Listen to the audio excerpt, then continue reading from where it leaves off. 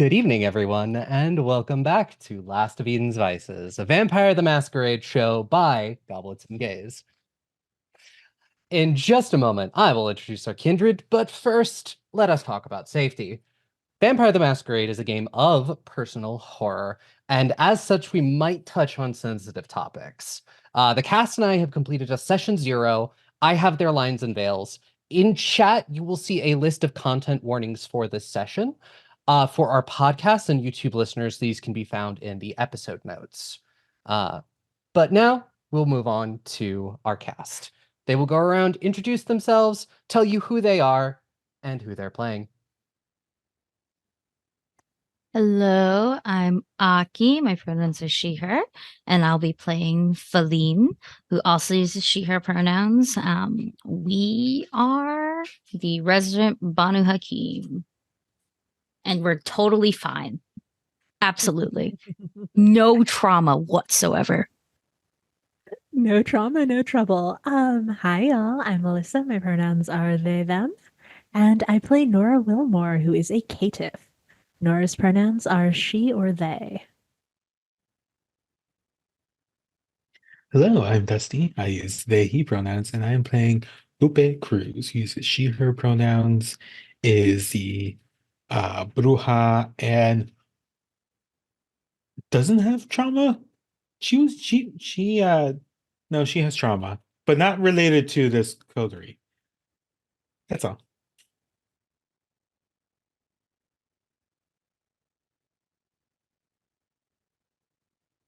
I was muted. Hello, everyone. My name is Nala or Jay. My pronouns are they, them. And tonight I am playing Eirlin Shu, who is Malkavian and uses Zir's pronouns. And I am reeling because I pull a tarot card for myself at the beginning of every session, and I got the Fool, which is really funny given the events of last episode that I was not around for. Tee-hee. So that's how that goes. Well, it's better than you pulling the tower last session. So true. No, I did pull the tower last session. It was upside down moon and then the tower. Yes, it was moon reverse and then tower. That is exactly what happened. Good Lord. Boy, that is to the T. That is exactly what happened. Really Oh. Well, speaking of last session, you all finally figured out and confronted the person causing problems in your domain. It was a 20-year-old sophomore at Brown named Millie, who was a Donfear, a living vampire. Surprise, surprise. And, well, long story short, Millie is no longer among us. Sauce! Millie vented. Yeah, just a little. Vented and called her mom for help, which only caused problems. And, Lupe has a new car, and there's a body in the chest freezer in your attic. Forgot that y'all got a car for me. Yeah. I just probably wouldn't keep it too long. Just people will start poking around eventually, I guess. Oh, that's not a problem. That's fair. But speaking of Lupe, it was around the time that everyone took Millie from the frat house to Eirlin's apartment that you got a text from Antonio saying, "There's somebody here who wants to talk to you."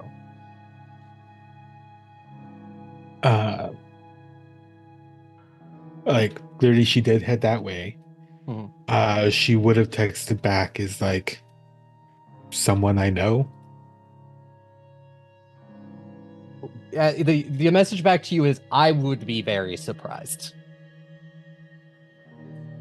That is heavy concern moment. Yeah, Lupe will head back. I don't know if she had a car this time around. She doesn't have a car yet. She'll find one and head over. Yeah, I imagine so. Look, it's Hallow weekend on campus, Oh, there are yeah. cars everywhere. Just to make it like less suspicious, she'll find one illegally parked and then steal that one. That's plenty.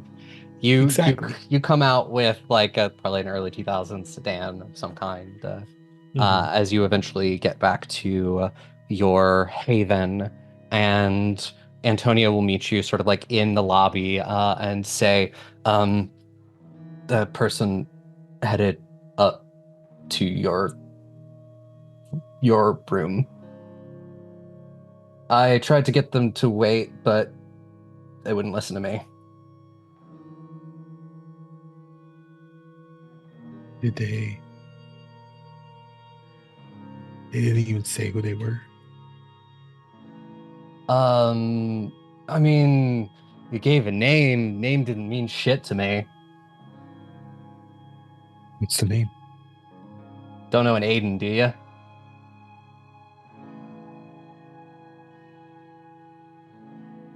No. I don't remember most people's name, but Aiden doesn't stick out. He's a little fucking twig of a dude. Doesn't look like your usual type, so. Okay. Lupe is going to head up. Lupe is going to keep the mask on. Mhm. Just because, yeah, she doesn't know who the fuck this is. Yeah. As you, I imagine your room is on like the where if this place was to have a penthouse, it would be there. Exactly. Very yeah. top level. You get up there and you, let's see. Yeah. As you exit the elevator, you hear the sound of someone whistling out a tune, and your door is wide open. Normally, Lupe is ready just to fight anyone. Mm-hmm. Currently, she is ready just to like fight. And like as she walks over, she like walks to the door and says aloud, "It's like it's very rude to just burst into people's houses."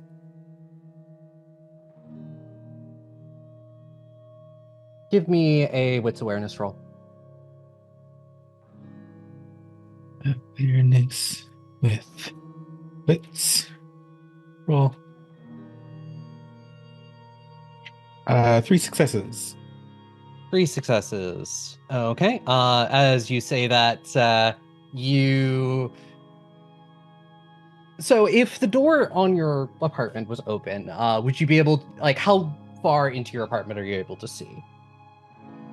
I imagine like the door goes into like an open like living room area, so it'll be the door, a very sparse like there's a table, a couch, and then like maybe like a wall of windows that currently has like the curtains closed, like almost normally.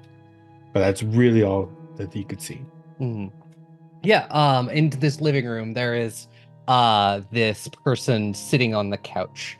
They have these sort of ripped up jeans, and this sort of long dark coat on, sort of like peacoat-ish fabric. And they, as you say, they're just being like, well, you were taking your sweet time, and I got bored.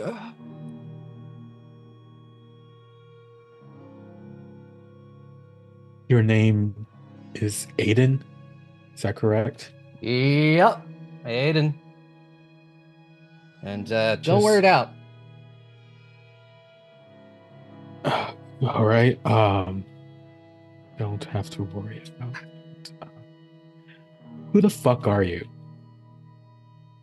Oh yeah, yeah, we haven't met yet, but I was I got business with your sire. Your sire owes me. I cashed in that boon and gave me your name.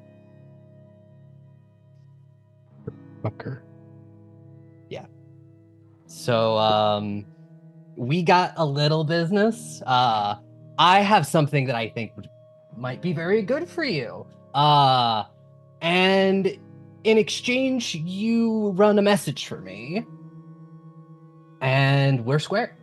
I give you this information that I have. You run a message.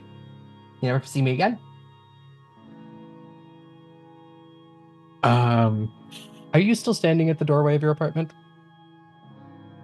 At the point when they said sire, Uh-huh. they like walked in.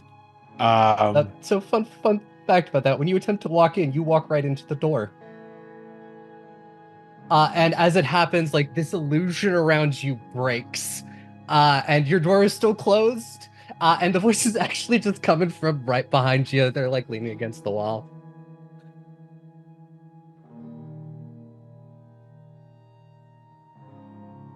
Bad jokes. Haha. All right, come in. Lupe is gonna now open the door and then point over is like, just sit on that couch over there. Yeah. Follow you in. And to like, once you see Lupe is gonna turn to the right and go to the fridge and like open it, and it's just like a bunch of like bottles of blood. And it's gonna crack it open like a beer and hand one over. And just, all right, what do you want? What do they want? What message? Well, I have been doing some digging around for somebody in your social circle, let's call it. And I got some information that they were looking for. I can't really like give it to them. I'm, me being on the outs and all of that. You were looking for someone sociable. You really chose the wrong motherfucker. Oh, I mean, you just gotta deliver the message. You just have to tell them this. I can't get near Elysium tomorrow. On account of me being very much part of the wrong social circle. So yeah, I was told that despite Carver's best efforts, you fell in with this group.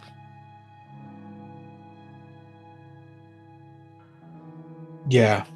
It's not like you got much choices around here when you don't own anything. Yeah, it's a problem with the cam. But you need to find Morgan the Hound. And you tell her that August has been spotted in New York. Out of character, do any of these names like ring anything for me? Give me a if you have it, wits etiquette. For because these are all or you could do intelligence occult. I have no etiquette. Dots, I mean. I have no etiquette dots. Yeah. I don't have any occult dots. I have intelligence. Yeah, if you want to roll intelligence or wits, I will roll wits. Wits are better for Lupe. Two, the name Morgan is relatively familiar. They are part, so the way that some of the stuff goes is you have the sheriff, and then working for the sheriff are these called hounds, essentially like deputies.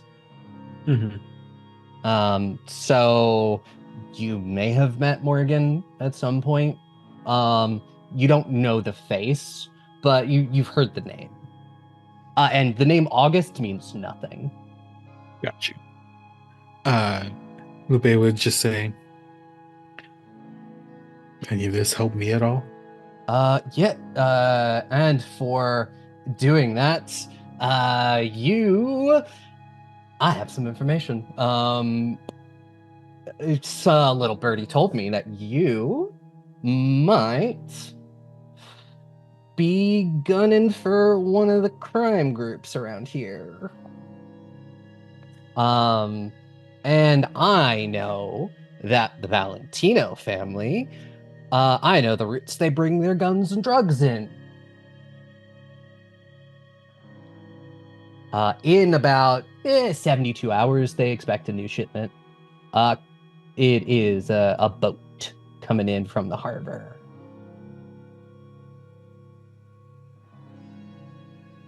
That is very good information.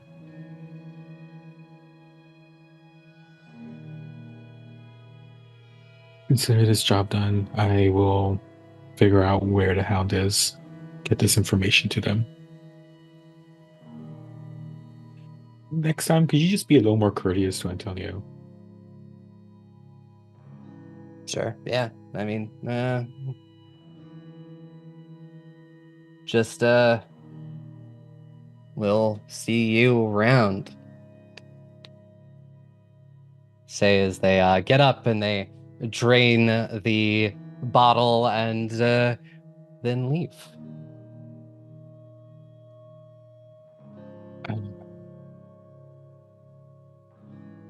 And as they're leaving, Lupe would take out their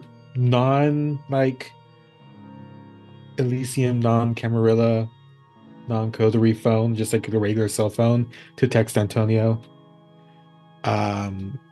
Specifically, it's like, got new information. We should talk within the next day or two.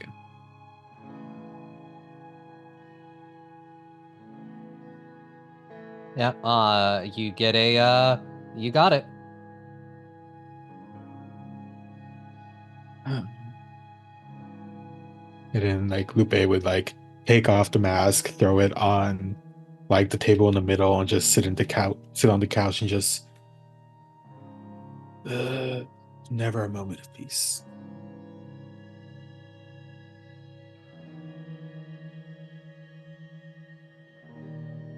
Well, that's what you were up to while the rest of the group was having their fun. And that will bring us to the end of this night, and we'll move into the night of Elysium. And I need all of my kindred to give me a rouse check.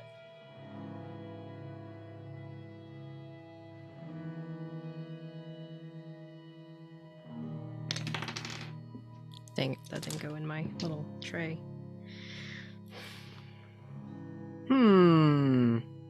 I got a success. Does that also mean I get to mark off one of my health things? No, this is to wake up. Got you. This Fair is to enough. wake up. Fair enough. I rouse successfully. Yeah. I get hungrier, and I'm very hungry, apparently. I get hungrier, but I'm not very hungry. Mm-hmm. A reminder that we've got some delicious literal flowers in the back of our frat house. But we're also Damn. going to a party that'll have lots of snacks. Yeah, exactly. No, it's like if you need something Mm. to tide you over until we get to the party, just grab a bunch of fucking flowers and just start, going, minty fresh, Question. Yes. Could I have fed on my client the previous night? Have you fed from your herd within this week? Oh, yeah, I have. So, If you want to roll for it, I would allow it. okay. I would like to roll for it, because I'm at 4 right now if this stays. Yeah. And I believe your hunting roll is Insight and intelligence. yes. If you want to roll that, it's only going to Thanks. be a 3. If you get a 3, you're good. Okay. Intelligence, insight. And do I roll with 4 hunger dice or the 3 that I had prior? You would roll with 4. Okay. Yeah, we'll say that you're able to sneak in somebody in the beginning of the night. Okay. Eirlin calls someone on the wait list. Actually, yes, I do have an appointment. Appointment 10 minutes from now. Can you Yeah. be here? 1, 2, 3, 4, 5. Yeah, 6 successes. Yeah. 6 successes. Yeah, you can. How much hunger do you want to sate? 3? Can I do 3? So I'm back to 1. Yeah. You might just have Jamie give the person some. Give me a second. Some milk and some orange juice and cookies. My cat. Oh yeah. Absolutely. Eirlin's like, oh, not only is this your first appointment with me, but I'm gonna give you some snackies. Can you imagine though? It's just like, oh, finally, I can go see the campus tarot reader. Oh, feel really lightheaded. A little woozy here. A little I'm like, what time is it? How long have I been out? I'm so sorry. I can't believe I passed out at complete random at your place. That's really bad. This isn't normal. Can you imagine? Yeah. But so you all wake knowing that tonight is Elysium. I am guessing that you probably also want to gather and discuss the plan.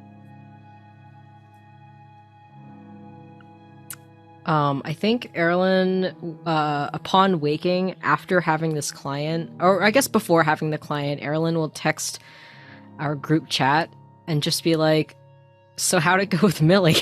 The question mark. You know what Lupe follows up to is like, yeah, did it go well? Anything we need to know about? Nora will text back, "It's taken care of." And then another text right after, smiley face.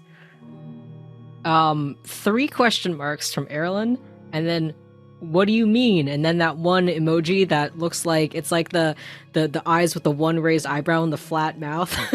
It's like the one.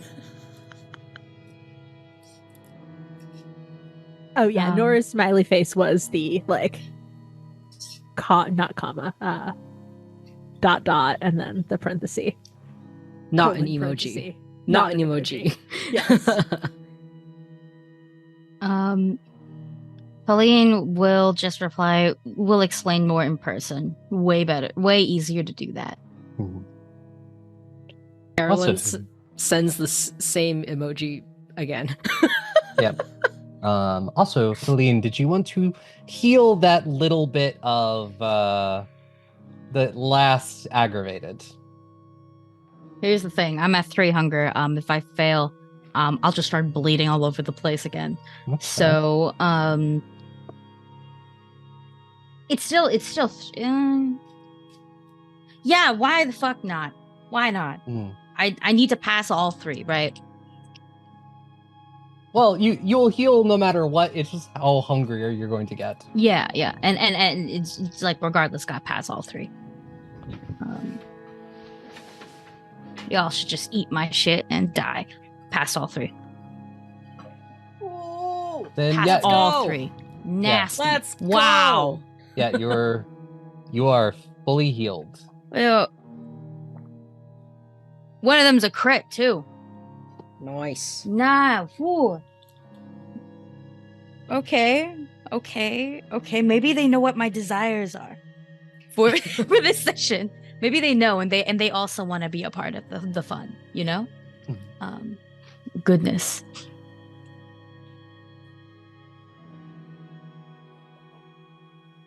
So, are you all gonna collect at the frat house, I guess? You're muted.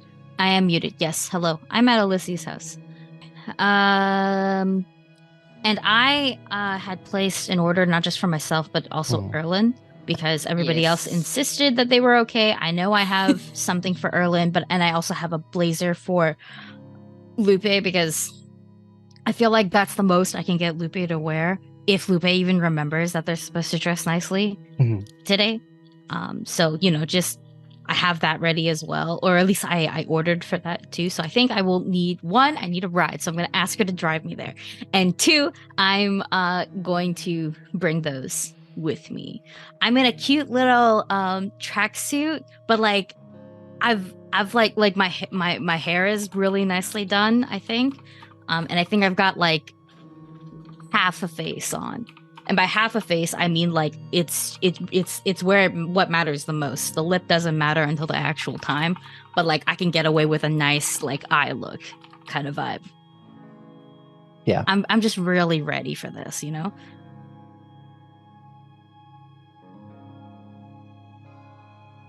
Yeah. And as you arrive, Alessia will look at you and take your chin. You look up at her and say, "Will you require a ride?" Yes. You're coming today too, right? Wouldn't miss it. Well, I need a ride to where my coterie stays. You don't have to come in if you don't want to. That is entirely up to you. I feel like you're gonna meet them anyways. So it's whatever you'd like. Well, I see no reason to not give you the ride there and then not take you on to Elysium after that. I don't imagine you all want to squeeze in one car. I don't want to be in one of my... I love getting rides from them. You know, beggars can't be choosers, but I can't pull up in that. It's a really nice car. Like, it's really cute, and I love the stickers, but I really do like the stickers. I just I can't roll up. I can't roll up in that. I really can't. So when you see it, you're gonna think it's adorable, and then you're gonna understand why I can't be seen in it. No, I understand, and I do imagine. I'm not sure exactly of the model of the car, but my brain just thinks that Alessia has something that you would see like James Bond and like the 1970s films drive. It's old, it's classic, it's very shaped. Is vintage, but like it's taken care of kind of vintage. So she has a car like that, which would be much more appropriate to pull up to Elysium in. I think during the ride, I talk a little bit more about Eirlin's car because I feel bad for saying I don't want to pull up in it. But at the same time, I don't know about y'all, but I have a stake in this socially. And then I was just be like, you know, like their car is so cute. You just want to go fucking camping or something, you know? It's like the most fun camp counselor you've ever met. But you can also tell that they probably have asthma or something. I don't know. Wait, I want to know.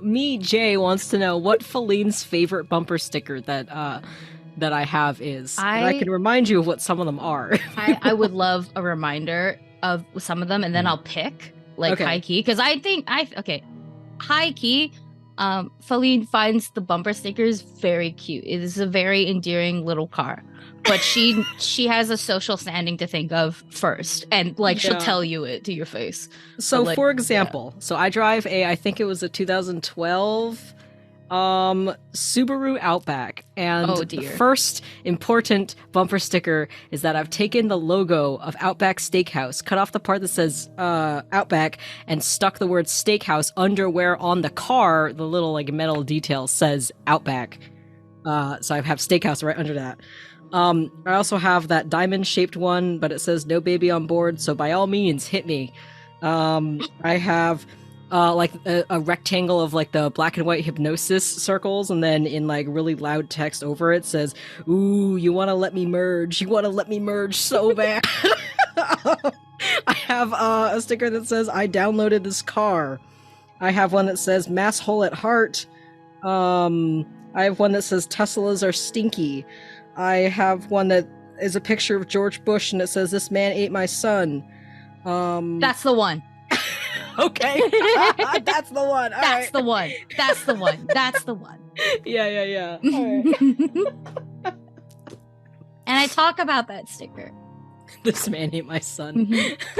Eirlin, you had kids?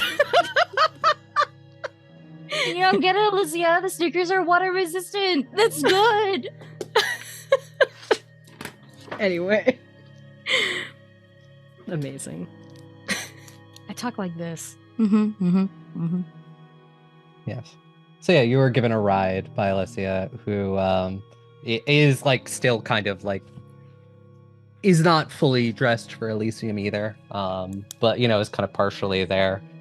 She still has her like vest and jacket and tie that she needs to put on, but she's got the slacks and the shirt.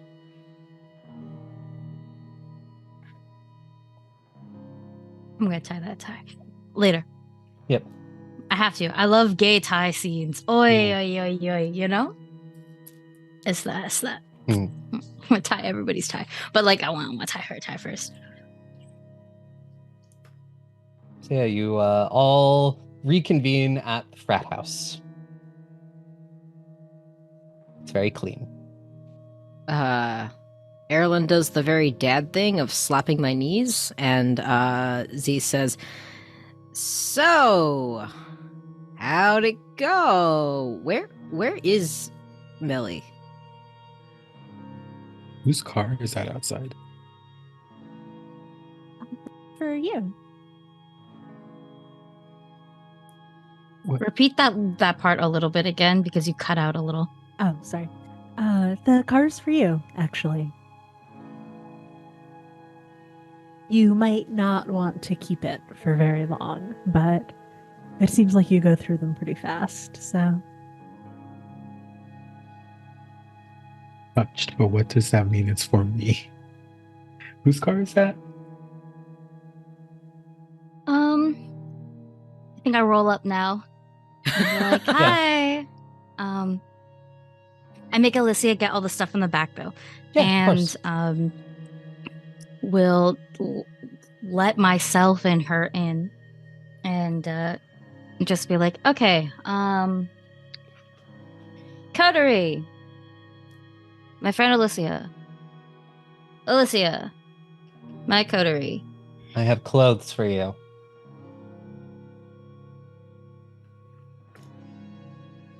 I take Okay. my clothes. Yes, you are handed a blazer. No, Lupe's handed the blazer. Eirlin's got Oh. everything. Okay, Eirlin already has everything. Lupe gets the blazer. Yeah. Biz just like, I did say I had it covered, but I do still need to go get them. Well, I mean, consider the blazer as a gift. So next time you just, have one. It is very nice. It is handmade. It's very nice. And Eirlin is holding up a teal suit with a patterned button down that has a bunch of large cats, like tigers. The actual print is small, but it's tigers and I think tigers and lions kind of shtick. It looks like the Ishtar Gate is what the shirt reminds me of. Guess would only make sense. Not only makes sense, but like I feel like a pink blazer would like be funny for Lupe, but she would rock it. She absolutely would. She would, yeah. Look, With blazer. the pink and then all black everything. Yeah. Literally, blazer looks are actually really smartly done. I find like recently. So like I want one, and I'm not a blazer person. But I want one personally. So I feel like the Lupe would look really good in one. Hey, what happened to Millie?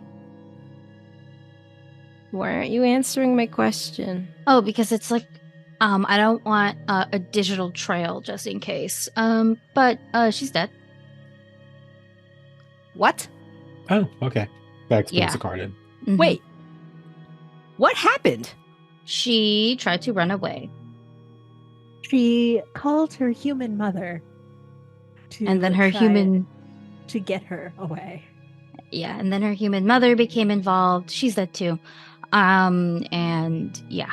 Oh, all right.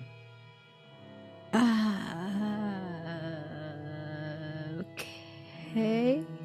We're also pretty sure Millie was a Domfear. What's that? Like Sometimes like in D&D or a little bit. Sometimes when a thin blood is so weak, like their vampire blood, they can actually physically reproduce, and that is so bad for all of us. Wait, so you're telling me there's a step down from thin blood?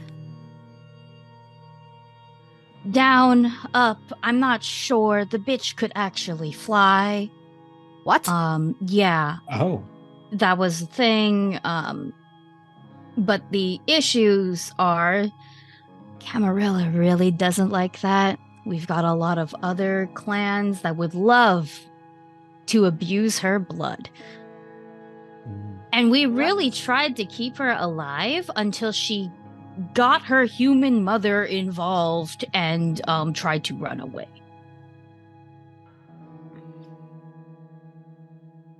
Like the mother showed up. We didn't go hunting for her. She gave her our address and your address, actually. Address, Eirlin. Yeah. While I was upstairs? Yes. Fuck. what? That was a very quickly moving night. Yeah. That happened like in only like a couple of hours. I wasn't Yeah. gone for that long. Why did Yeah. I go upstairs?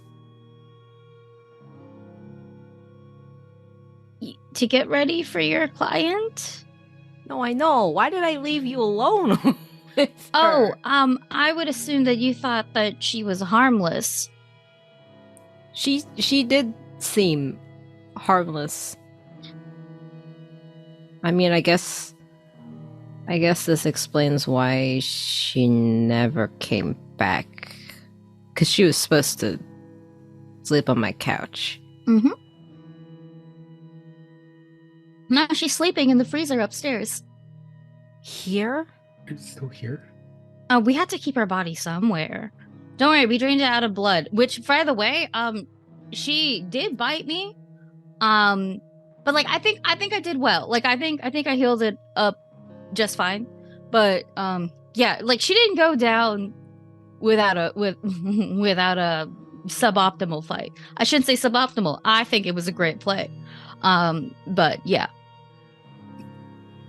I think it would have been a better play if she just stayed on the tarp, but Yeah, no, we had to I apologize for all the blood again, Nora, because you live here. And it was a mess. Well, it looks clean now. It's great knowing people. What do So we that, tell the prince and sheriff? That's see. That's what I wanted to discuss next because, we're gonna have to give the body anyways and let them know that we got it taken care of. They'll be happy, regardless. We did our job, okay, and we took care of the human. So like it's a done deal. We're great. But won't people miss her mother? They might, but the idea is as long as we, get rid of the car eventually, leave without a trace, they're not gonna find her body. body's already been passed off. It's not. Mm-hmm. So we can deal with just regular missing person kind of vibe, but the issue is Millie's was a Domfear.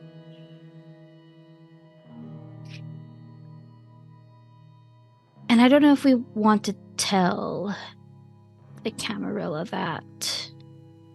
Wait, why doesn't the Camarilla like Domfears? It's the next step in evolution, and they're really old and scared of that. But truthfully, we should also be a little bit worried about it because we don't know anything either, and there's a lot of crazy stuff you can do with blood. Eirlin's face looks very confused right now. And I think in Eirlin's mind, Z is trying to like cobble together the sort of quote unquote like rules about like blood potency, because Eirlin is the newest turned vampire out of all of us, and Eirlin is trying to figure out why Zir blood is like, why Zir not thin blood or whatever. Because like based on logic, Eirlin would assume that if you're turned very soon by someone, that you'd be a thin blood, or I guess now a Damphir. And so Z's trying to like figure that out in Zir brain. Though I will remind you, the Damphir came out of fucking. Yeah, And- Damphir are born, not turned. Yeah, like a thin blood got it on, and actually produced something, and that something was Millie. Okay. Mm-hmm. So someone else is gonna do the talking, right? Because I don't know what to say or what not to say, and I might say things that are wrong, and I don't want to do that.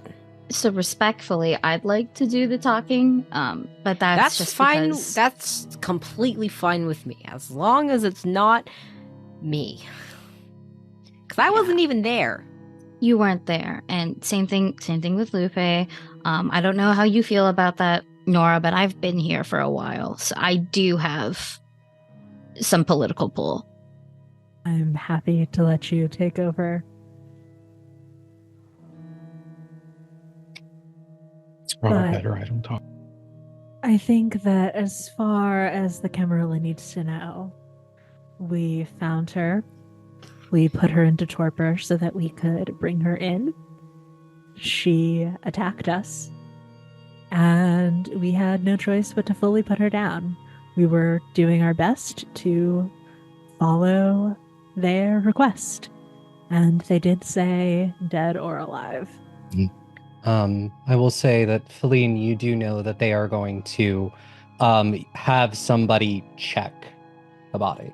They're using blood sorcery or auspex, something, because they'll want to verify that this actually is the body. Yeah, do I know, like, if there is a way to like, check that she is more than a thin blood? Like, is there, like, a little... But if someone were to do, like because you have taste of blood, Mhm. there is a ritual version of that. And yeah, you did get rid of a lot of Millie's blood, but there will still be some like residual blood in there as well. And the So organs and more likely stuff. than not, it's going to the prince will have the Tremere Primogen do it. Check to see if this is the person performed this ritual. And there's a good chance that they'll pick up that Yes. Millie is okay. So Faline will add. They will most likely perform some blood sorcery to identify Millie, and so there's a very, very good chance that they're going to figure out what she is. What she actually is. My suggestion is that we tell them first, and then they figure it out. It might win us some bonus points that we acted faithfully. And she does air quotes when she says faithfully. It'll make the old people happy. And I rather have the old motherfuckers as happy as they can be so they can leave us alone. So you want to tell them the bad news that they're going to be mad at? It's better that they know from us who did our jobs and then we went a little bit above, you know? That's true. Mm-hmm. Think of it like it being an overachiever. We achieved.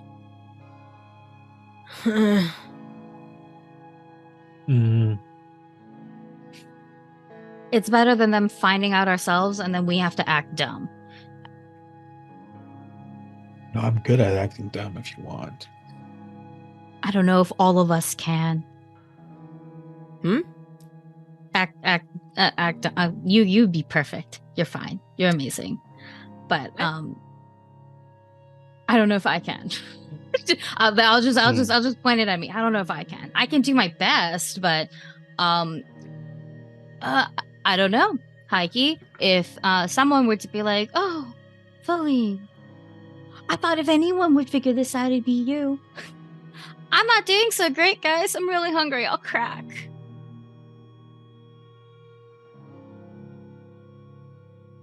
Eirlin, you said there's a book about Dampiers. Did I hear that right?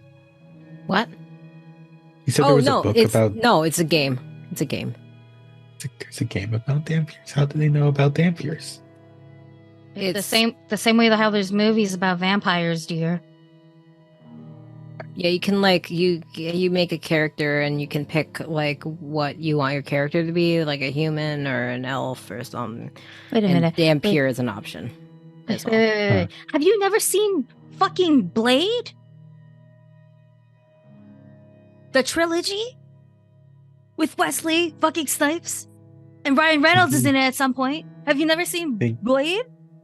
Thinking about the timeline. No. Our next mission is a movie night because Blade is a really fun movie. Oh dear. Vampire propaganda. I hear they're remaking it, but like it's so fun. It's a very fun movie. It's honestly one of the much better vampire movies that have come out, and I've seen a lot of them. My actual favorite is Hotel Transylvania, but like we're not gonna talk about that.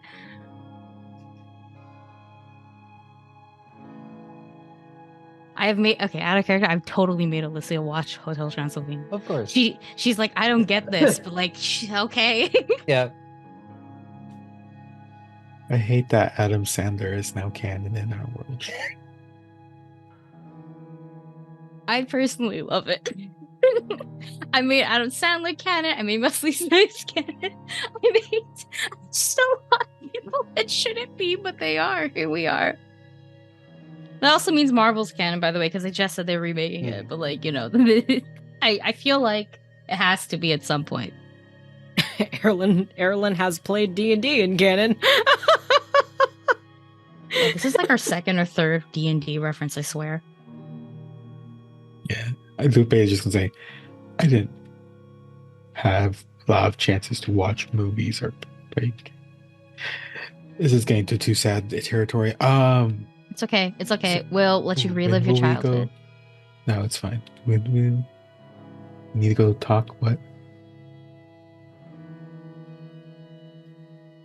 When? When's Elysium start? Elysium has quote unquote started. It starts like the night, and you're expected to arrive within the next couple of hours. They give a couple of hours for everyone to arrive because Wasn't it by midnight? That was our specific deadline. We had to bring the Yes. body by midnight. By midnight, because it's when sort of everybody's given to midnight to arrive. Then the big stuff will happen, and then people will party the rest of the night.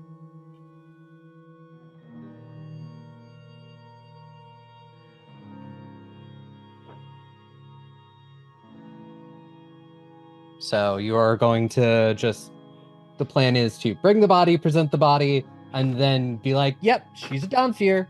I didn't want to, because theoretically, I will offer that you could try and get someone to lie. Really depends. We can get, Felix, that is the Who Tremere owes you a Primogen, major boon.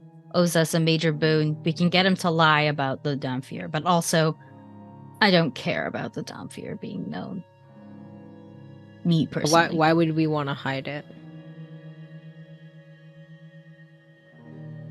As for all that some of the older kindred might see it as the sign of a coming apocalypse, there are others who would have wanted to experiment on her and use her blood and learn more about her alive.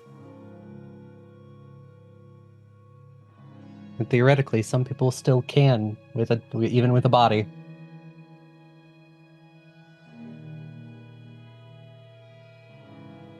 Experiment how?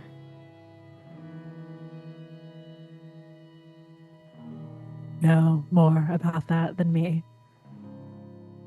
I Could don't you want to repeat think. that part? Most of it was cut off, Alyssa. Faline, I assume you would know more about that than me. Can I make a roll to see if I Yeah. know anything extra Yeah. besides what I'm about to bullshit? Give me a we'll do an intelligence plus occult roll. I just upped my occult as well. This is so good. There's also a lot of dice. Wait. Okay, yeah, I don't have anything for it. That's okay. I have research. Well, no, the research is for academics. Never mind. I'm not really researching. I'm trying to pull what I already know. Never mind.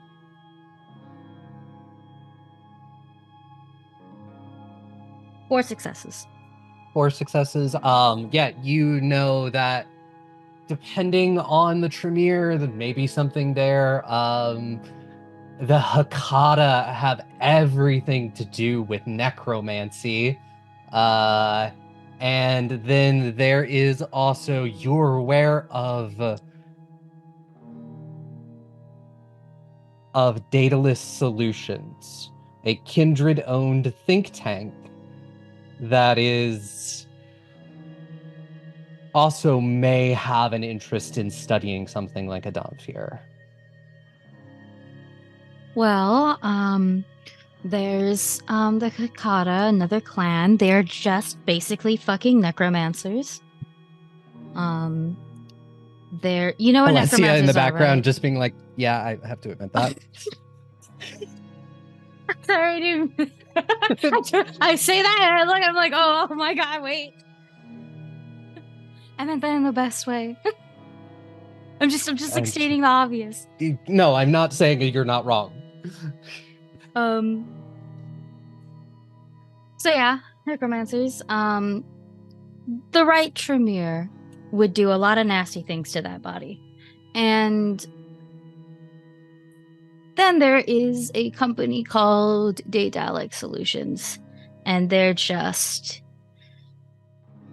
probably be super interested in any piece of her that they could get. Probably best they don't know. Yeah. And you tasted her. When you did Faline taste her? Like you specifically, okay. Oh no, I haven't. I did not taste her. I But- tasted her victims. Victim. Right. Tasting her, would they be able to differentiate between? They would. Yeah, there is I don't know the ritual. I know the ability. But there is like a more heightened version of what I can do. They'd probably be able to figure it out, and it's most likely going to be done by Felix. So it really is just how much do we care about this?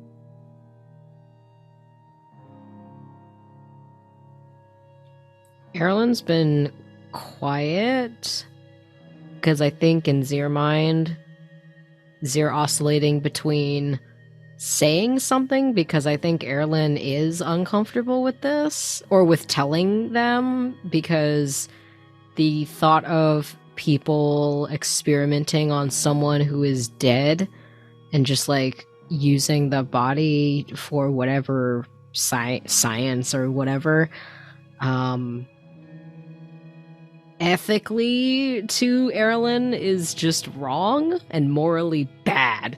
And so that's sort of Z's opinion, but Z also doesn't want to quote unquote rock the boat or also is very scared of the sheriff and doesn't want them, the people in charge, to find out that we all lied. So Eirlin is quite literally sucking on Z's lip and fidgeting a bunch, but isn't saying anything.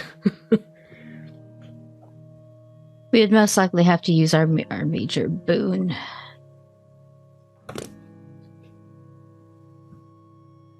I mean, we've already found people experimenting on whatever it is that Sam was. A Is- werewolf? Yeah, and that's already fucked up as it is. We don't need more, no necromancing. No offense. It seems like you're good. I don't. One of the things I don't do. but Alyssa doesn't do that. I do guns. Okay. Mm-hmm. Oh, really? Mhm. Yeah. We'll talk later. Yeah, I don't. Personally, I'd rather them not know. There's a way we could figure that out, because that's just disrespectful. First of all, Yeah. Like, I don't know. There's. I guess I'm quickly learning that this vampire society, Camarilla, they don't care about ethics of experimentation and all of that stuff. That is very important when you do, like, experiments in science, if you could even call this science. Oh, it would most definitely be science. It'd be a little bit of magic too. Yeah, well, whatever it is. Yeah, ethically, that's not good at all. Yeah, at all, not good. So if we could either somehow guarantee that Millie's body can be laid to rest after we turn it in, or we figure out how we can try to hide this, but that also might end up really bad, and I really don't want to be the subject of attention with certain people who we are going to be talking to tonight.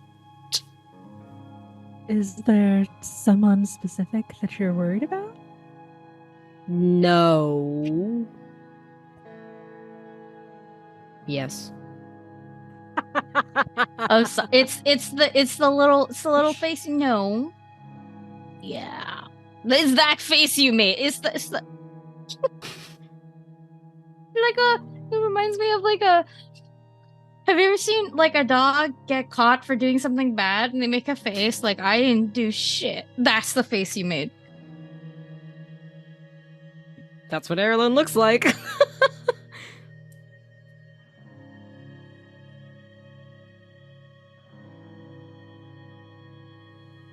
I mean, it will be easier to protect you from them if you tell us who it is you don't want to be in the bad side of. Who don't I want to be on the bad side of? They the all sheriff. they all fucking terrify me.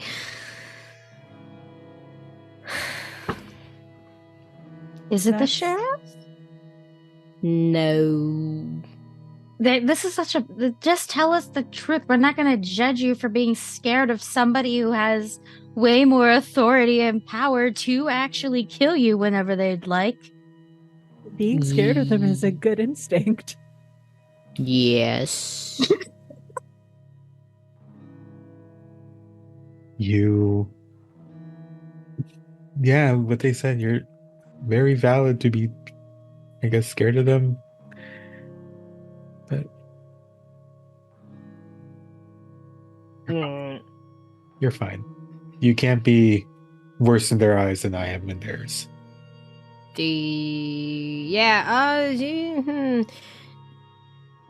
She did almost kill me before, so that's why I am normal. For a specific reason? Or just sort of. Yeah, the fact that I just woke up like this and I guess whoever turned me didn't get permission or whatever. I don't know. It was explained to me like a bunch of times, and I still kind of only barely get it.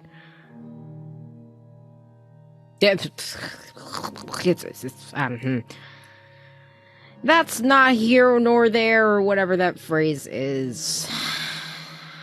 I'm fine. Aubrey, Yes. would it be a major boon to get someone to sort of lose Millie's body between like Elysium and the next day, or would that be minor? It really depends on who you're asking and what, like, you can offer. You could offer a boon. You could also offer other things too. Can we sell Eirlin to one of Felix's underlings? Huh? That's a weird jump. Okay. What? Don't be scared, Eirlin. You can tell us anything. Nora, 2 minutes later, I'm gonna sell you. Excuse me? What? That's it. We need an adult. It's not Nora. Nora's officially now too old because you're saying some crazy things now. If you want to sort of pay forward to Millie posthumously, we do have the boon from Felix. I just don't trust that. I mean, we can ask them, you know, don't tell the rest of the Camarilla what she is, but that doesn't stop him from working on her himself. Do you trust that guy? No. He's a Tremere. Okay, I don't trust him for less racist reasons. I sorry, I had to do that. Honestly, I wouldn't put it past anyone at this point. I mean, not gonna lie, if I were in a much better position, with more knowledge, I'd be interested in this body too. But I've got other morals and ethics actually that I follow, so she doesn't line up with that. That's good. Having morals and ethics is objectively a good thing. Yeah, well, but morals and ethics can only get you so far, dear.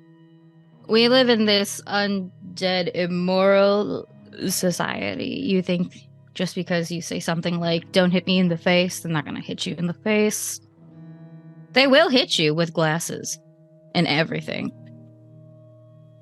And at this point, Alessia will speak up and saying, I do have an incinerator in my basement.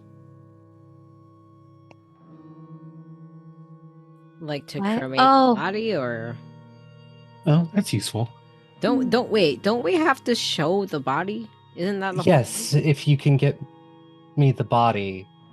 Oh, like find somebody to get me after. the body after Elysium, I can incinerate it so that nobody can do that.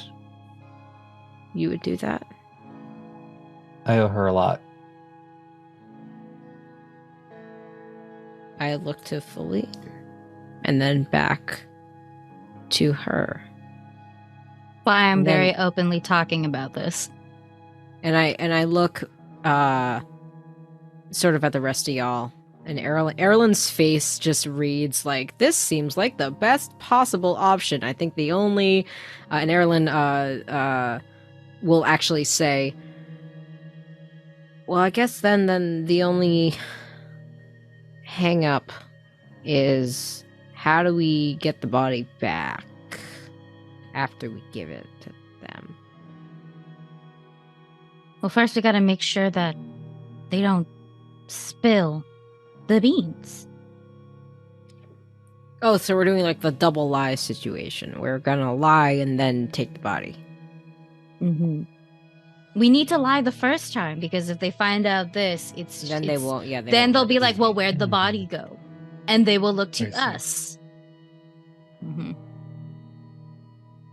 Alessio's like, yeah, I mean, if they thought it was just a thin blood, they wouldn't care too much about the body, but I understand.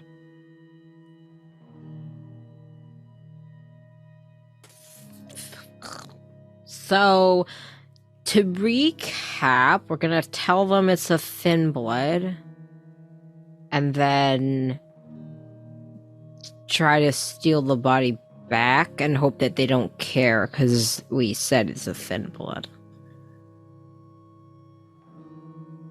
And we have to tell Felix, who you don't trust, to lie for us.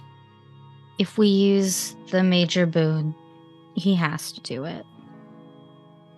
That's how boons work. It's like favors. We all have minor ones, which, as long as it's not, it's within very reasonable means, they'll do it. It's a favor. But a major one that we all share is so much bigger. It's like forgiving a loan. Oh, Contract, right? Yeah. I see. Yeah, it's bigger, which is why I am using it requires a group discussion. And I am not using my minor boon for this. I already have something that I want from him. I don't- Oh. Sorry, I interrupted you, Nora. Oh, I'll admit that I'm hesitant to use a major boon on this when we could save it for a rainy day, but if that's what we need to keep your consciences clear. If we don't use it, what happens? Oh, they find out, and then we don't have any say with what happens to this body. Would we still be able to get it back after, or no? No, probably not.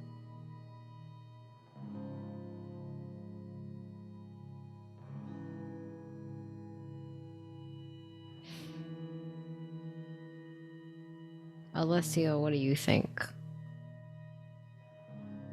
I think it's a good bet. I've heard a lot about Felix. Generally, everything that I've heard is he's honorable and will honor his boons.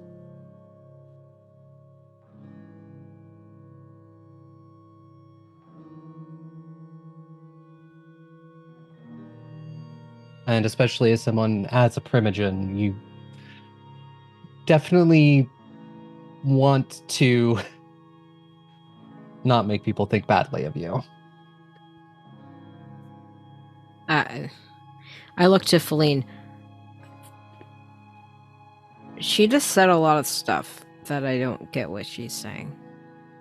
Felix is in a position where he wants to be trusted and considered reliable.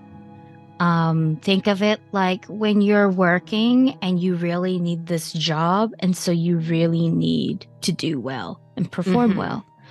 A part of that is networking. Oh, so he's trying to network with us. Felix is not the regent of the Chantry. He is just the primogen. So he only has about as much power as he's given. He's the person that the manager says is in charge when the manager and the assistant manager are not in. I see.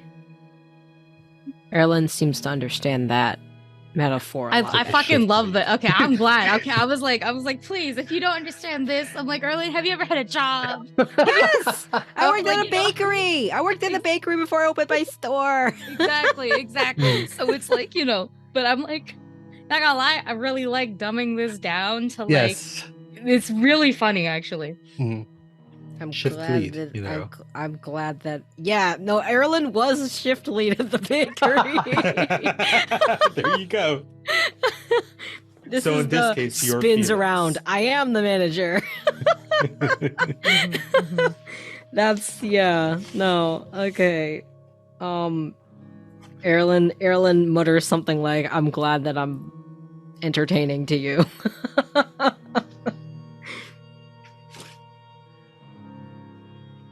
Do you understand a little bit better now? Yes. Good.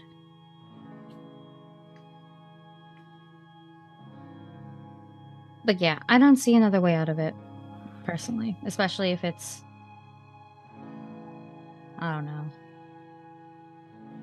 What do you think, Lupe? Because you've just been going, this whole time. I actually can't tell what you're thinking, because you're wearing that fucking mask all the time. Not wearing it right now. Holy shit, that's your face?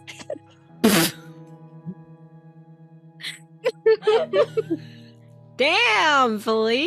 Oof. I haven't seen her face before. She was wearing a mask forever, even when we went to the party. And now she's fucking disappeared. Oh, you're back. How'd you do that? We keeping this in.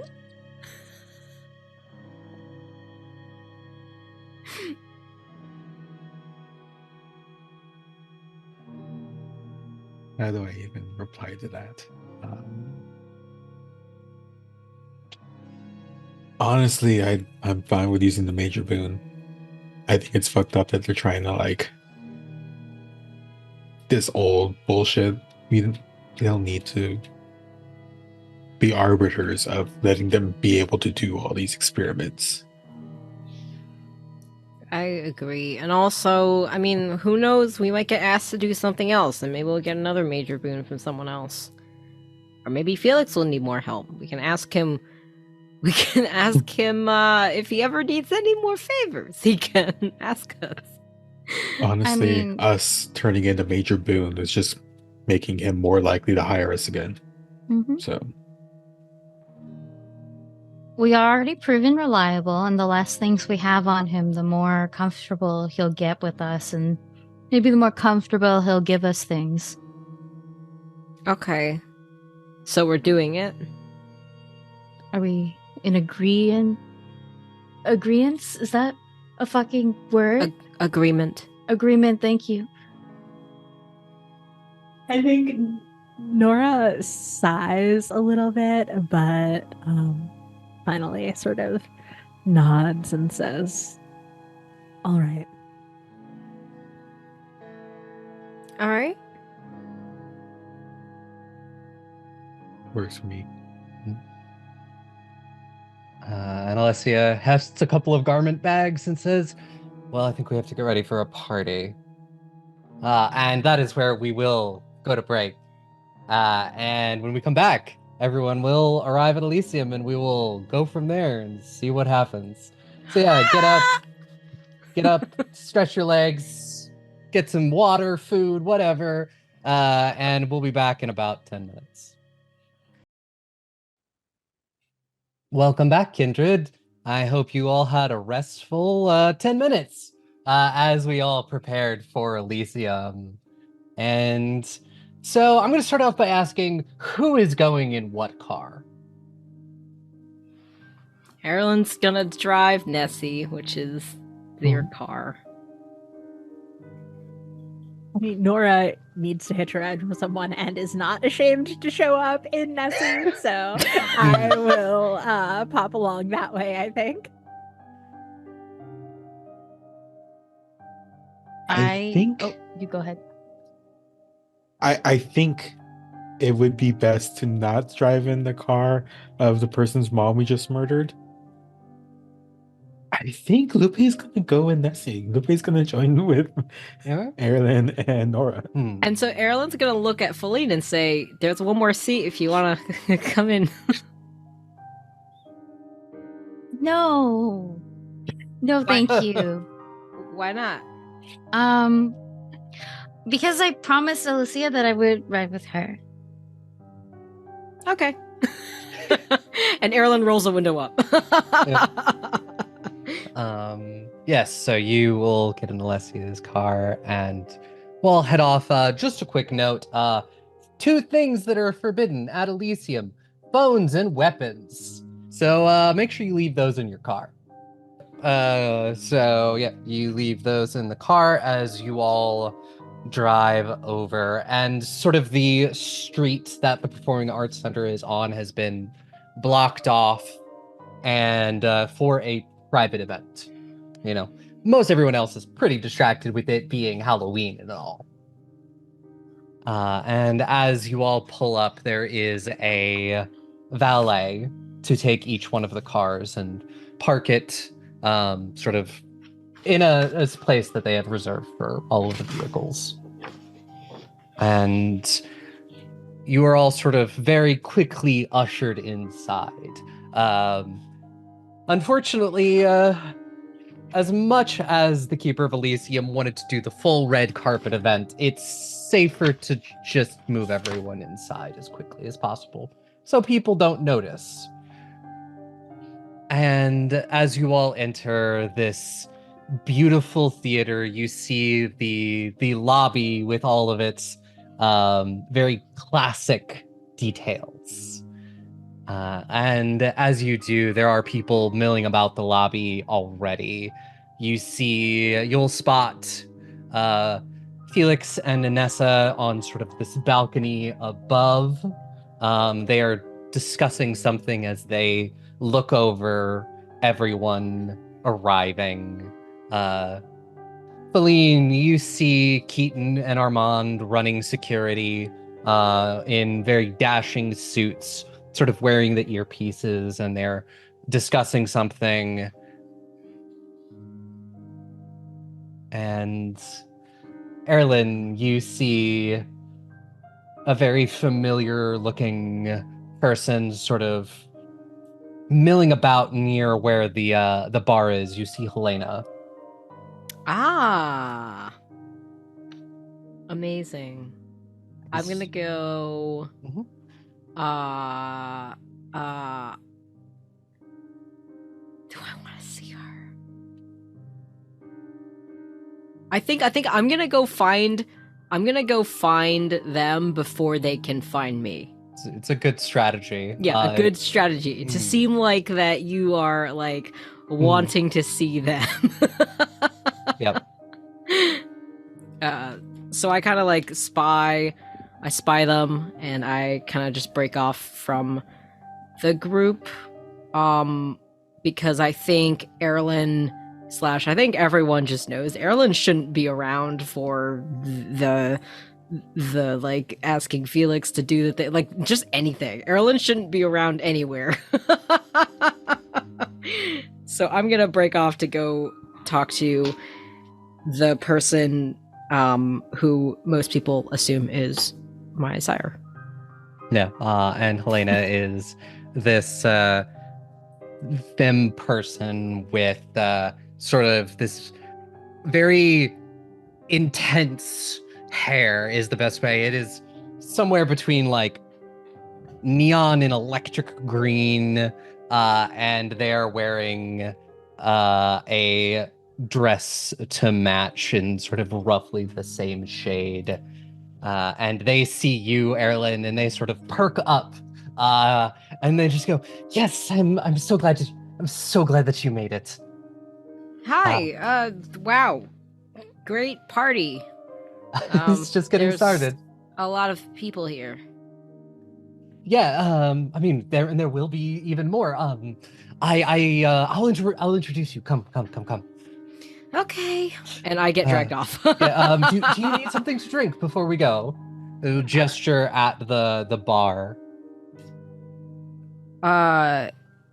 What kind of drink? Well, is it blood or is it drinks? They're holding like a champagne flute, and yeah, you can definitely tell that it is blood. It's a little different than normal.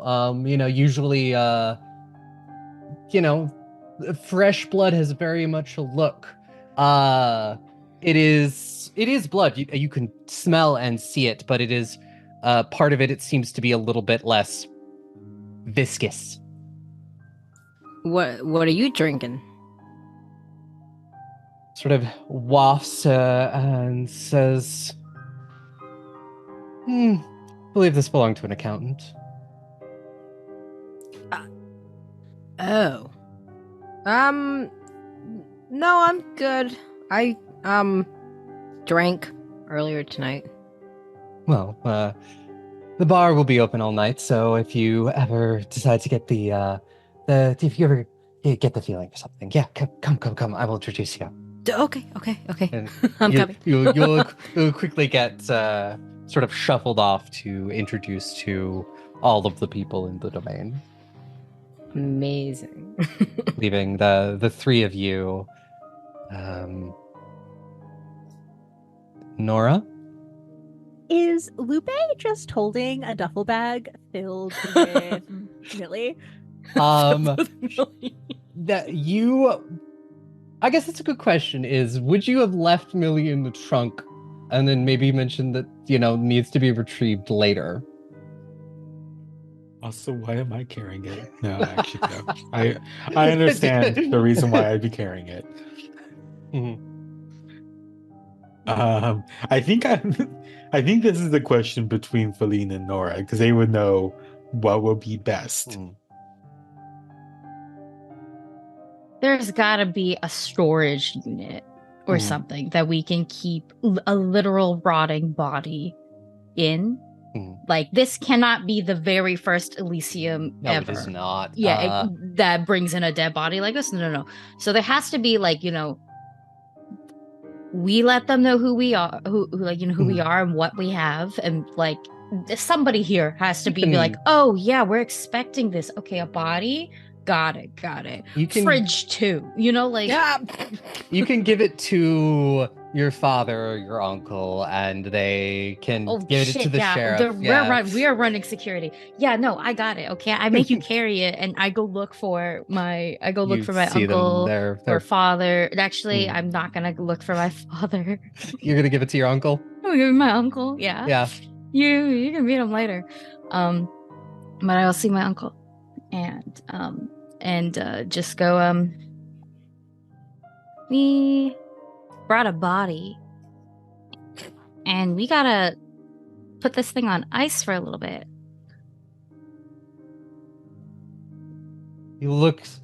Keaton will look down at the bag, look up at you, and just being like, yeah, we can do that. We'll also let the sheriff know that it's been delivered. Like, very quietly, I'll like lean over and be like, I'll fill you in on it like later. I fully expect you to. But yeah, just keep it on ice. It kind of smells sometimes. Dead bodies do that. Yeah, but sometimes they smell good. This one doesn't really. It's okay. Just take it, please. I don't want to talk about that. Yep. We will discuss this later. I will not mention it to Armand. You'll probably find out. He'll find out later. Yeah. And he'll take the body and move off somewhere behind the scenes.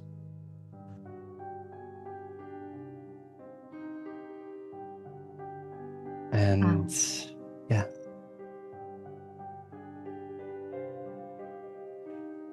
I guess we better try and get this Felix thing done first. So that way, I don't know how we're gonna get summoned or anything like that. Before that happens, I think Lupe would get closer to Nora Faline, because people. It's like, you wouldn't happen to know which one of these people or where Morgan the Hound is, would you? Aubrey, I've been here a while and I'm kind of important. Yes, right? You would know Morgan.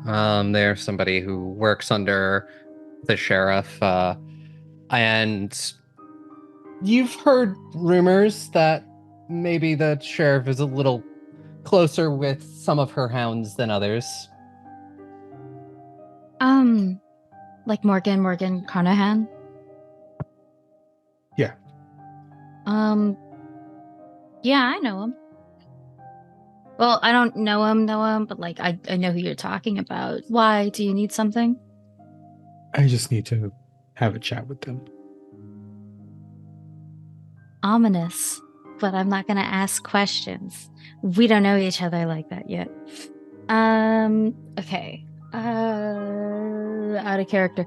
What bitch look like? Yeah, Morgan is a person who appears to be in their like mid-20s or so. They've sort of like the auburn hair, and they're a La Sombra, so they usually like to stick to the shadows. Okay. But usually you find the sheriff, you'll find Morgan. All right. She's like mid-20s, auburn hair, white, probably. Basically look for the sheriff. You know what the sheriff looks like. You'll find her there. She's like a sneaky sort, like as in we'll stick to the shadows kind of vibe. So finding her on her own, a little bit difficult. Find the sheriff, you'll find her. Great. Thank you.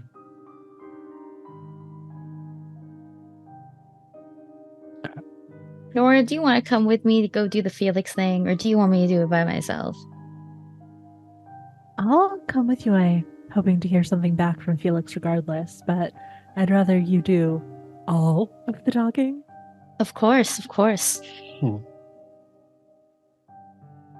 know where Felix is. He's sort of standing on the balcony, and as you move up closer to him and Vanessa, he'll smile at you and just say,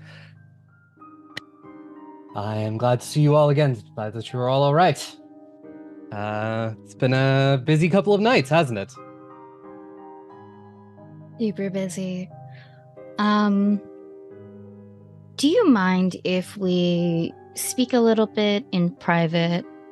We have something we'd like to cash in. Yes. I needed to talk to both of you anyways. So, yes.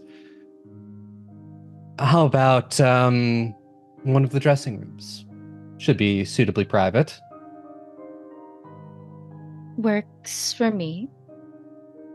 I make him lead the way. Yeah.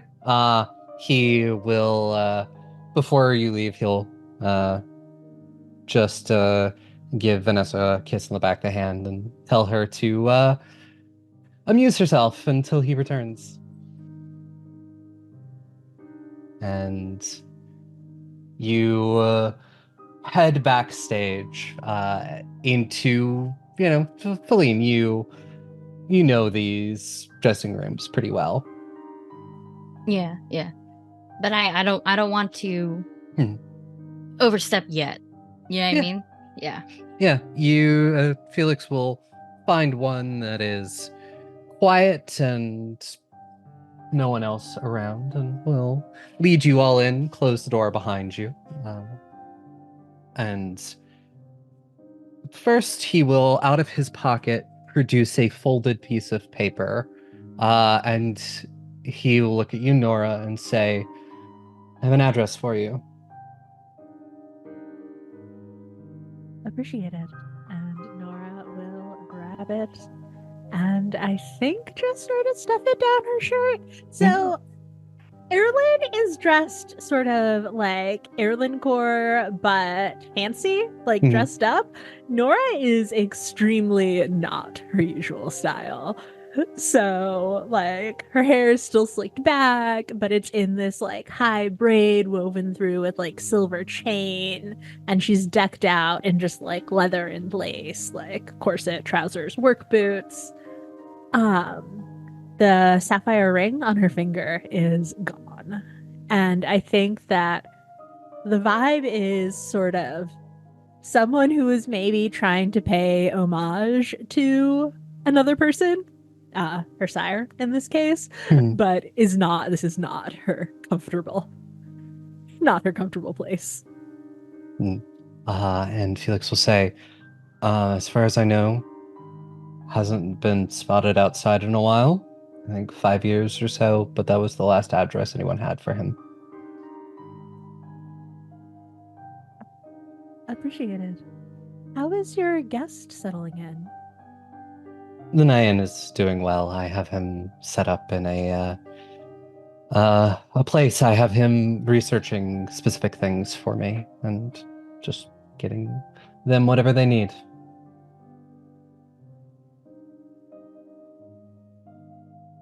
Hopefully, they asked questions about one of your friends, so I wanted to try and put the Nyan and Eirlin in touch. Oh, I mean, Eirlin has a lot of questions as well, I'm sure. Z would appreciate that. Yeah, I'll find them at some point during the party. Yeah, look for teal suit.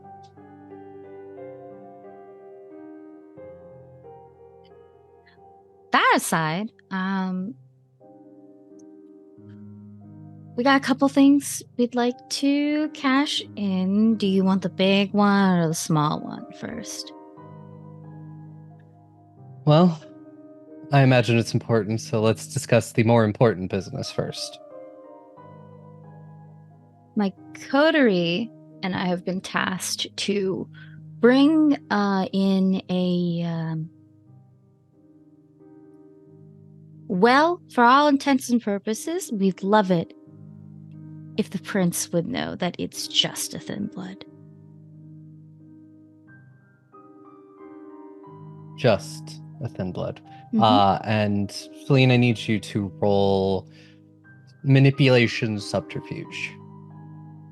Can I use charisma instead of manipulation? Sure, give me a charisma subterfuge. Okay. Jesus Christ. Okay. I want to say. Oh, wait, I'm gonna try and pull up everything. Yeah. Don't forget, you can rouse blood for bonus dice. Okay. This is a social roll, right? Yes. Okay. I'm beautiful. I can add one. Yes. Felix does find you very beautiful. Yes. Good, I'm beautiful. Good. I love just dropping. I'm beautiful. Yep. and leaving it like that. I'm not beautiful, I'm cursed. Okay. I don't think underestimated is going to work here for this No. particular thing. Would ingenue work here?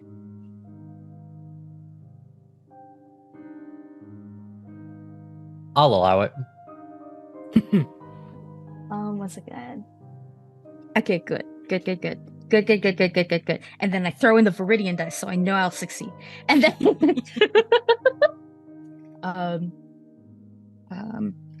do that. And I think it's just this much, I think. No, it's one more. My bad. I'm talking out loud just so that way I remember how many dice I'm rolling.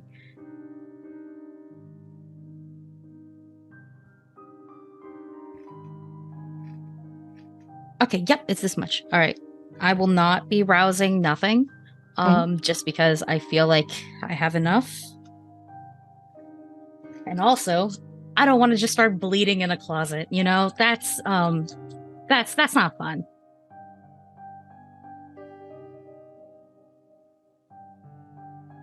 I love Viridian and Viridian likes me. That's not it. Okay. That should be 7. 7 successes. Well, let's see how Felix does.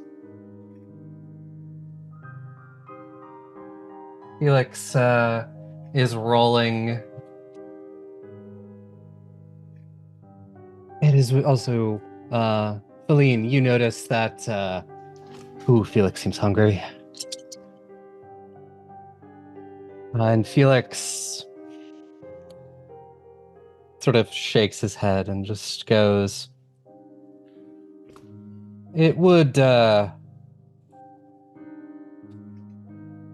behoove them to not have any suspicions about anything, of course. And this totally a thin blood.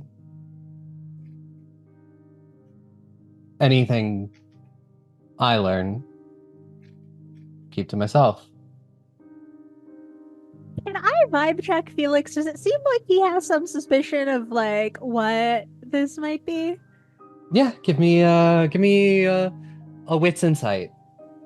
Can I use lie to me? Yes.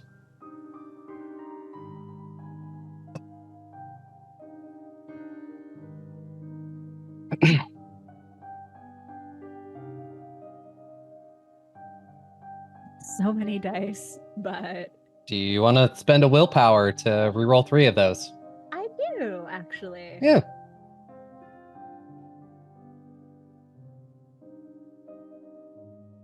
That's 4 successes.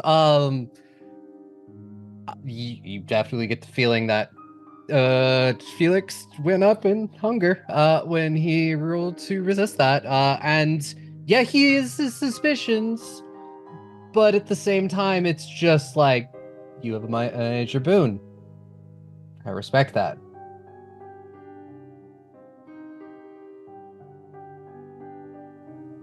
Mm-hmm. And obviously that means our major boon is being cashed in. Mhm. And Faline will continue and go, and of course anything else we can discuss later. For this next part, I would like to inquire if you would be down to teach me some blood sorcery.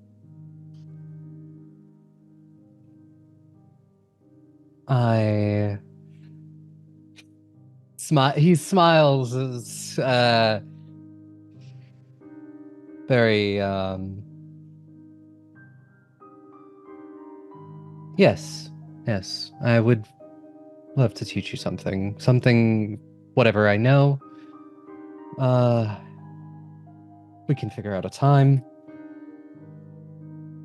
And you Couple do of know a nights. lot, right? Like I've expended my resources already, but like Yes. I'm hoping that you do know a lot.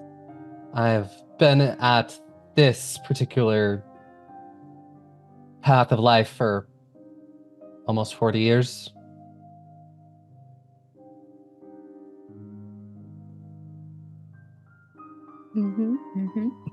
Well, that's great.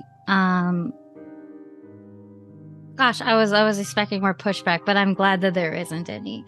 I'm That's good. what boons are for. And I'm aware that there are a lot of eyes and ears everywhere. We're okay for now, I made sure. But certain things are best not to discuss where other people might hear them. We can discuss this in further detail later. But safe to say is, somebody asks me what something is, as far as I'm concerned, it's a thin blood. Great. Well, I'm pretty much good. I'm here to wrap up whatever is going on in this closet. Do we all go out at once, or do we like walk of shame style? Yeah, just ruffle Feline's hair a little bit. No, don't do that. I see you go and I go, no. I whine. No, don't whine. do it. No. You don't know who my dad is yet. Don't do Uh, that. Felix is like, well, if it makes you feel any better, I can leave first. You can decide who leaves next.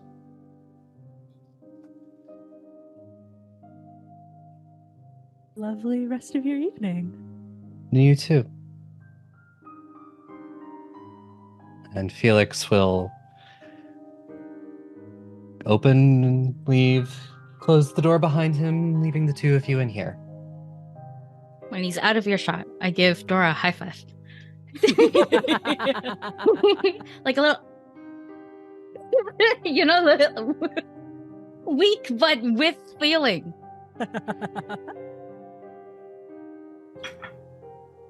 Yeah, she returns it. I think she will ask, though. I'm surprised you went to someone else for blood sorcery. Is that not something that your sire teaches? Well, I was being truthful when I said I have exhausted my resources. I think arguably I know the most in my clan. Mhm. Impressive. Thank you. I mean, I would say well, it's a Tremere. That's kind of their thing, more so. You know, like art kids for real. Whereas my sire is just so much more realistic. So I've decided to branch out. Doesn't know about that yet. But, the more that I learn, I feel like it's the better for us. And I do like a circle gesture to kind of just encapsulate, it's vague, but I feel like Nora can pick up a vibe. Absolutely. I respect the pursuit of knowledge.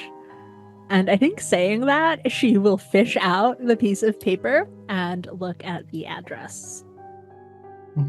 It is if you eventually when you plug it into look Google Maps or whatever, it is an extravagant but slightly rundown mansion.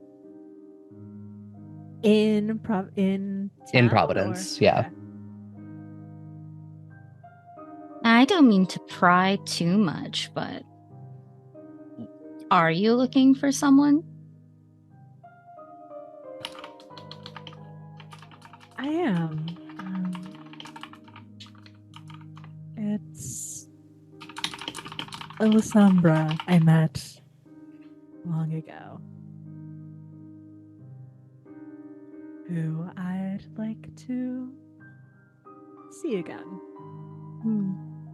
Well, if you need help, my afternoons are free. And also, if it's like a scouting thing, I can get other people to do that as well.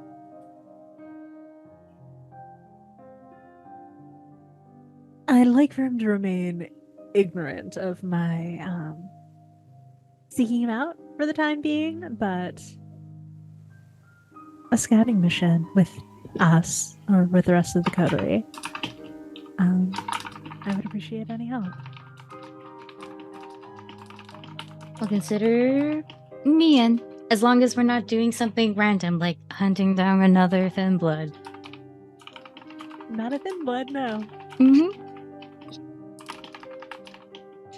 I feel like we're understanding. We are putting down so many fucking vibes, and we're like, wow, our minds are melding. But I will take my leave next. I technically have to go see someone, so. And then Nora, you're the last out of the room. And as you leave the room, there is a slightly familiar voice coming from around the corner or so. This sort of feminine voice saying, God, fuck, Roman, you're such a goddamn pig. You recognize that voice.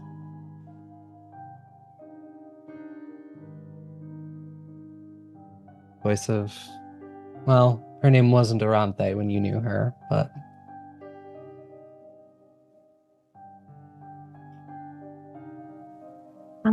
I think that that Nora assumes she's having some sort of like not perceiving things correctly because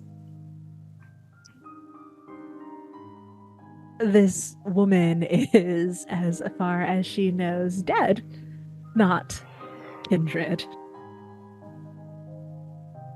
So I think that we see her sort of pause and like visibly ground herself in the moment. And when the voice is still there, almost like dash around the corner to get a glimpse. Yeah, as you move around the corner, you see for Kindred, this sort of burly guy in this leather jacket has this sort of shorter person, sort of mask presenting over their shoulder, and they're like spinning. And you see this woman Arante standing next to this person in a hoodie and mask. And Arante is rolling her eyes, but laughing at the same time. As this person, you're guessing the one in the leather jacket is Roman. And this other person on Roman's got a hold over their shoulder, is like sort of screaming in ecstasy. They're having fun. They're being silly. And that's when she looks over, and she will see you as well, and she kind of freezes. And then everybody else notices, and the guy sort of stops and he goes, "And yours?" And Aranthe goes, "Yeah. Friend I haven't seen in a while."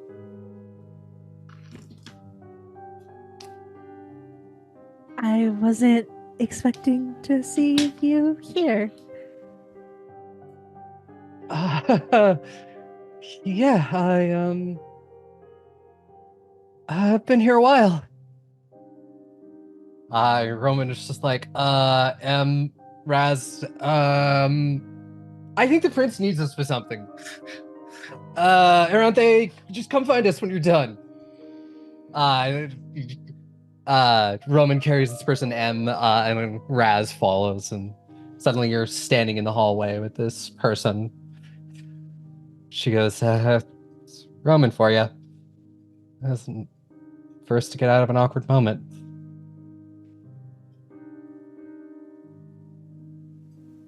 I think that Nora is still kind of frozen at a bit of a distance from her. Very much like thumb sort of fingering the skin of where that ring usually is. Like wants to be fidgeting with it, but it's not there for tonight. It says that there's the dressing rooms if you wanted to talk somewhere a little more private. Yeah. Talking is good. Yeah. And I think as soon as they are like alone in the dressing room, the door is closed. Nora's just like hands on her face, down her neck, on her shoulders, just like making sure that she's real. Yeah. She will come up and feel your skin as well. I'm just feeling like I didn't even know you were still around. I thought they told me that you died, that he killed you. And he told me he killed you.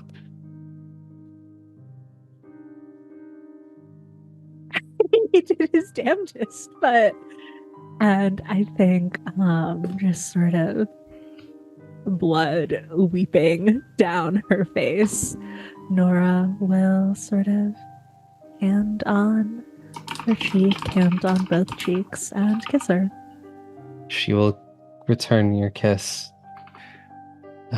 Say, it's been, oh God, it's been so long.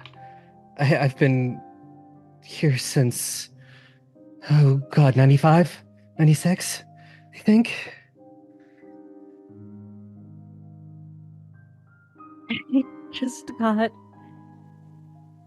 into town. I traveled before that with. God, are you here with him? He's, as far as I know, still in the city. I haven't seen him in 10 years. After we in the 90s there was the big thing where the Sabbat, and we left Sabbat. He said it was the right time, that it was it was a matter of time until everything fell apart, and we've been here working for the Camarilla. I've kind of have seen him. What is it? 2020. I haven't seen him since like 2010. That was the last time I think he came to Elysium. Given a big fucking house and never leaves. Yeah, I heard. That was why I came here. Yeah. Oh God. Yeah. Those were. That's the coterie I've been running with for a while. We on werewolves. Oh, there are quite a few around here, aren't there? Yeah, they like to hang out in the national parks. Occasionally they wander in and cause problems, but as long as they don't wander into the city, try to give them space. Awkwardly nodding. Like, yes, I don't know werewolves. No, I've never seen a werewolf before. That's a dangerous occupation. Oh, yeah. Oh, God, yeah, it's been a very, there have been some close calls over the years. But, someone's got to keep the domain safe.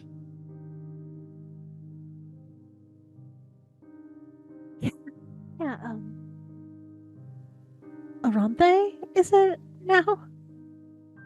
Yeah, he gave me a new name.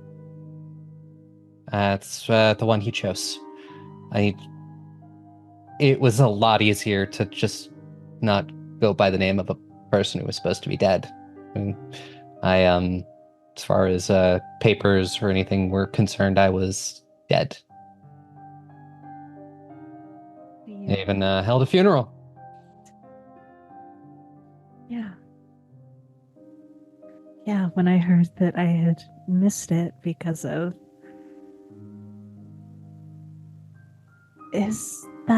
Do you prefer it? That name? I mean,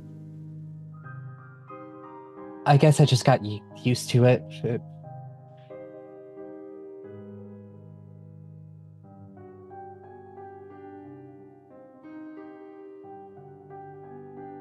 But how have you been?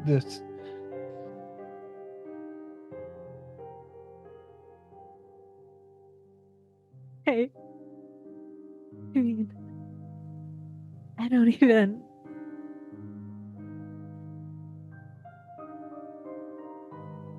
I was so sure that you were gone. everything. It feels like everything that I've done was because I thought that you were gone. Right here. And like as she leans forward, like she's wearing this like button-up shirt, and sort of on a chain in the shirt is the ring.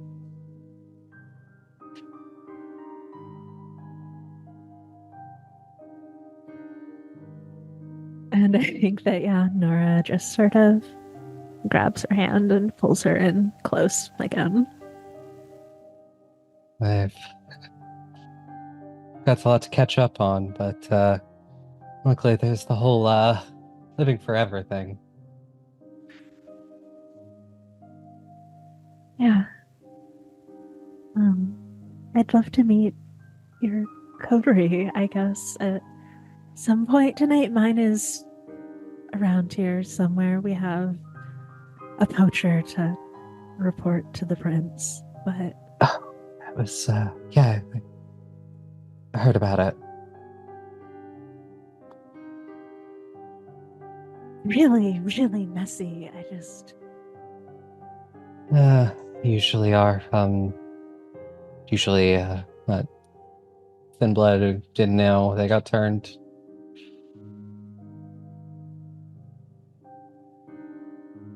Just coming across more and more of those lately.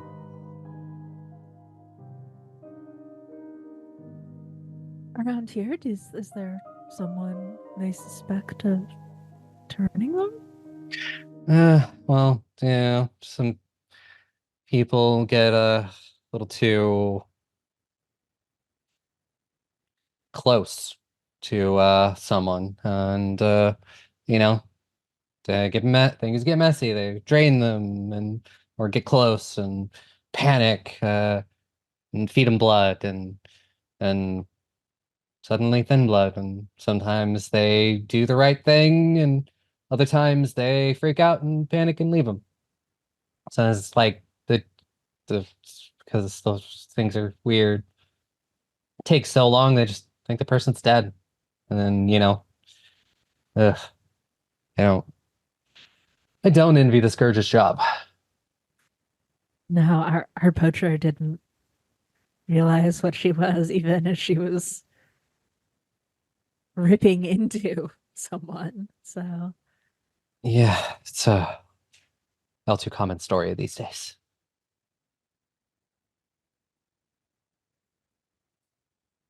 But yeah, I was about to get something to drink.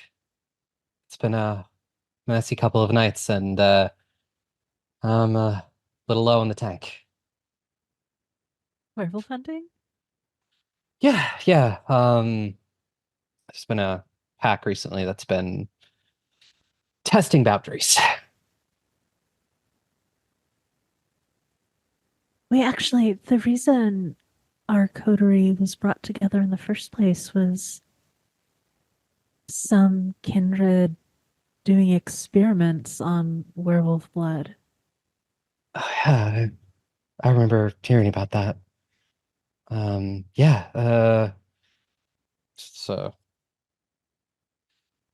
something that has happened before, kindred, some thin blood out there learns that, werewolf blood gives you a hell of a high, and eh, they don't always realize that the coming down is just as worse.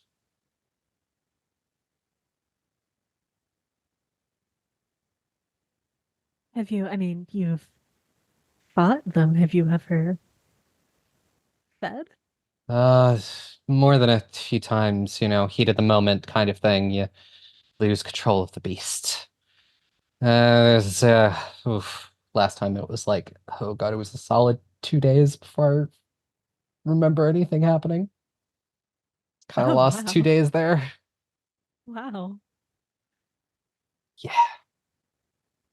And I think Nora is just like almost unmoored. Like she has put her unlife into avenging this woman she thought was gone and is now here in front of her. And all she can think to do is just like make work small talk. And Yes, as you continue work small talk, you're led out to the bar as Orante gets herself a drink, and we're gonna jump to Eirlin. Hi. Hello. So Helena spirits you along and is introducing you to so many kindred. But eventually she stops you in front of this group that is sort of having a spirited discussion.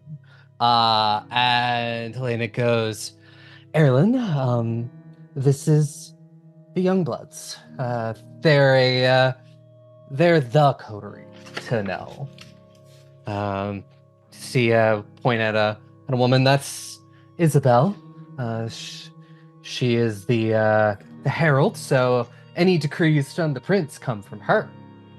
You've got Gwendolyn, who is rising star in the chantry. You've got Nazim, who is our seneschal. And you've got Peter. He has ties to the circulatory system. They're the people who, the next generation, let's put it this way. And your introductions are had.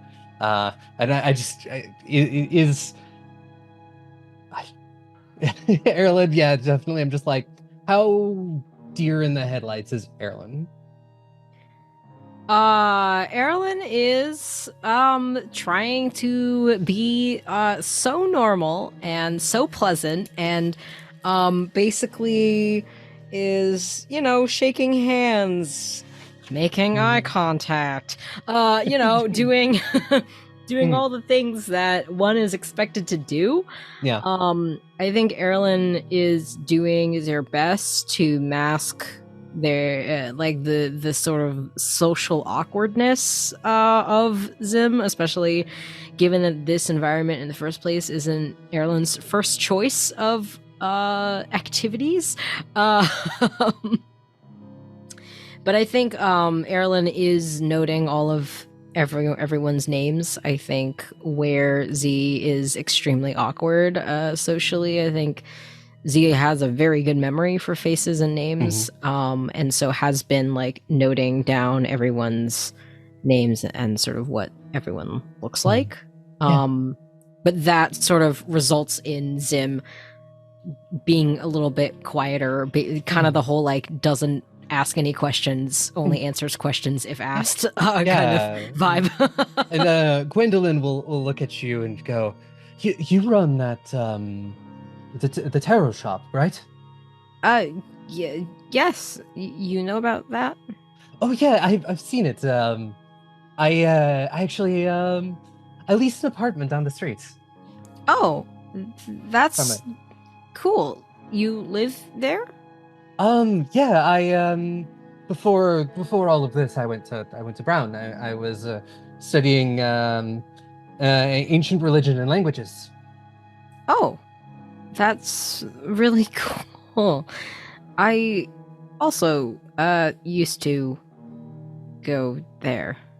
Yeah, I'm still kind of trying to get my doctorate, but it's hard when anytime I want you to TA a class, it's during the day. Yeah, that's definitely a problem now. Yeah, you do readings. I will have to come by, and I will have to see it. Yeah, of course. You are welcome to. And Eirlin reaches into their pocket and pulls out a little, a business card that says the Midnight Star, and there's the shop logo, and then there's a background of it's blue, and then the other side has Eirlin's name, contact information, and the address for the shop, which is also their apartment. Yeah, and they say, "Oh, it's lovely," and they will put it into their the small clutch and say, Yeah, we'll drop by at some evening whenever you're free. Yeah, of course. You can I do walk-ins, or you can call ahead or email. I don't care. Anything works. I have an assistant who can help schedule you. if you Yes, want. I'll get something on your books. Thanks. It was nice to meet you. You too. And Eirlin goes in for a handshake. Yeah, they'll shake your hand. Amazing. Mhm. Eirlin kind of turns to Helena with a sort of like, "Yay, I did it!" You get like a kind of little facial you get a little thumbs up. Yes. And I just wait to see who else Helena wants me to talk to. Yeah. You will get swept off to be introduced to a different group of kindred, but we will jump to Lupe. As you are sort of looking around, give me a wits awareness roll to sort of just get the lay of the land and see how quickly you can find this person. It's awareness.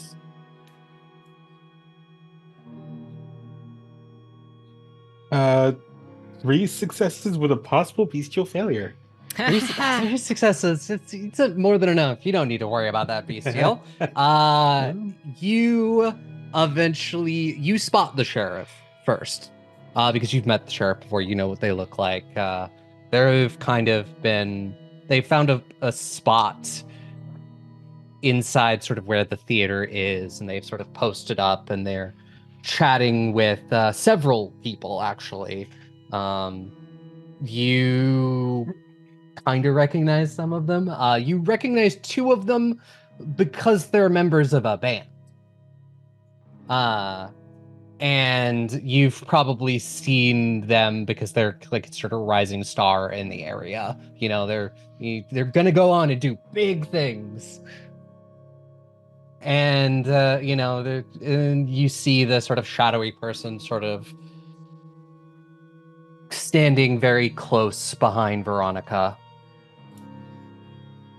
And Veronica herself will give you kind of a bit of a nod as she sees you approach. And she says to the two people in front of her, she puts hands on their shoulders and saying, no, this shit isn't your scene. The prince asked you to play a show. You play a show. So yeah, knock 'em dead, Tiger. There's the guy who's sort of peak goth, it's kind of slicked back hair and kind of rolls his eyes, and sort of this girl in this sort of relatively, it's punk rock DIY dress, like prom dress is like DIY'd. It's just like, fine, mom. And Veronica's like, don't call me that. And they walk off. Yeah. And Lupe would just, with a sharp person's just like, excuse me, are you Morgan? And as Morgan will sort of step out of the shadows, wearing a very smart dress. It is kind of like this is what I had. Something that, is loose enough that she can easily move in, but, she can be like, I'm kind of fancy. Sort of black dress. And she says, yeah, that's me. Yeah, I should clarify. Lupe doesn't think she has enough standing to actually wear her mask around in this setting. Mm-hmm. So she's not. And she's like, I believe we have a mutual friend. Is there a chance we could like talk somewhere about them? Looks over at Veronica, and Veronica's like, I gotta get a drink anyways. Fucking find me when you're done. And she'll wander off. Also, I will mention that Veronica still has the very large sword strapped to her back. Sheriff perks, I guess. Yep.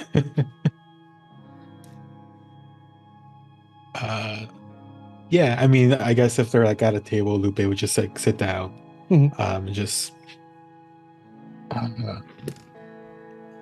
mutual friend showed up at my home, said they had a message for you.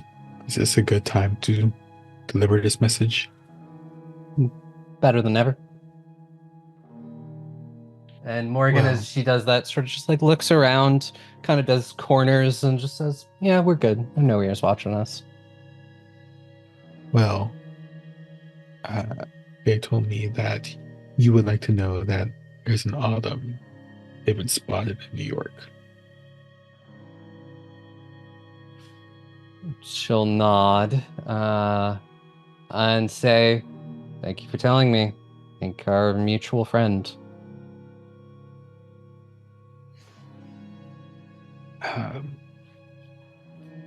if you don't mind me asking, how well do you know? How well do you know the area and the going-ons around Hmm. everything? I've been here 6 or 7 years. Kind of my job to know big stuff that's going down, so I can report it to my boss. Keep my ear to the ground. Make sure I know who's causing problems when. You probably know Valentina then? Yeah, they probably showing up at some point tonight. You know, they like to remind everybody that they have power here. More. I don't have a seat or anything, but you know, they know how to get things, which just gives them power. How much noise will they make if, say, something of theirs went missing? Depends on the thing. I mean, ships, crates, things get lost all the time in transit. You know, as long as doesn't become a regular thing, one can blame anarchs, Sabbat, fucking Second Inquisition. Okay. You wouldn't. Is there anyone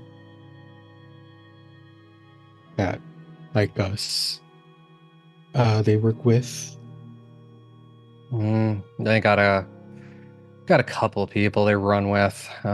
Some fucking, I don't know, they have ideations of being a big wig in the Chantry and Imogen, I think. Um, fucking bruiser named Joshua.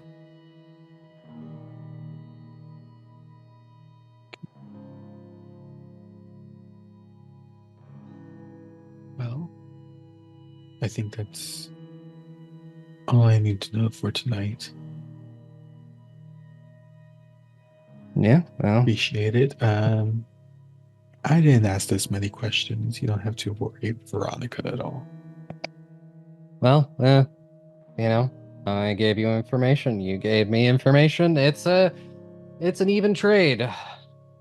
And you're just asking. I don't have to tell my boss anything. Yeah, I don't need to get in more trouble. Well, I hope you enjoy whatever the fuck this is. I need a drink. Enjoy. Chantry pulled out some of their best vintages. Sure they did. And Lupe is just going to get up and get some kind of drink. There's a bar, and as you approach, you are proffered either a champagne flute filled with sort of the red sort of goldeny liquid, and or a whiskey glass. Lupe will probably take a whiskey glass. Yeah, and as you drink it, it has that it's obviously blood. You can taste it, but it's got that sort of burn of alcohol, and that sort of, you can kind of taste almost the notes of a person, like this vintage was this. Oh, this was a person who led a good life. You know, they lived to excess, and you can sort of just taste it in the blood. Notes of CEO. Exactly. Yeah, I think Lupe will kind of maybe just meander around the bar, trying not to like talk to anyone anymore. Yeah. As everyone is doing this and looking around, can I get a wits awareness roll from everyone? Just sort of give you fun little things that you notice.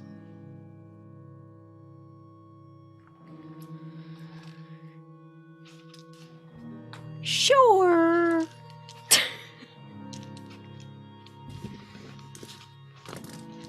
I got 3. I got 2. Nora is too distracted to notice anything. Well, you'll notice varying things based on how much you roll. Yeah, Oh, boy. I'm only rolling 4 dice. I was like, if I don't notice, I don't notice shit. 4. 4 on 4. good lord. Good Aye. lord, indeed. Yeah, 4 exactly. 4 exactly. Let's see. Okay. So most everyone else, you notice how relaxed everyone is. It's, this is a place where everyone here is vampires. There are some blood dolls around as well that mostly came as dates. But these are people who know and are, a walking, talking blood bag for some people. And so Faline, you got 4. Who got 5? Me. Mhm. So it's a moment where Faline and Eirlin, you are sort of both kind of standing near each other, maybe having a conversation about something or just looking at people watching. You both sort of turn around the moment you hear a door open. You see Felix and Vanessa sort of just like exit the room. Both looking a little less put together than they were a little while ago. Who's Vanessa again? Felix's child, or kind of person he's in a relationship with. And she's an artist that went to RISD. Oh, she was the one from the first. Mhm. Right. Okay, I remember her. And Eirlin, you do notice it. It's because of the way that the collar of her dress is. It is very obvious that there is a kind of a speck of blood on it. Ooh. Okay. Could I have Wow, gotten wow. a drink, by the way? But like Yeah. one catered for me? Yeah, I mean, they hand it to you. Something has been done to this blood that it is palatable even to you. Okay. Does it sate any hunger? Yes, 1 glass will sate 1 hunger. I will make sure I drink this glass, but I don't want to be downing this now, okay? Chug, Because chug, chug, I chug. have a whole thing to be,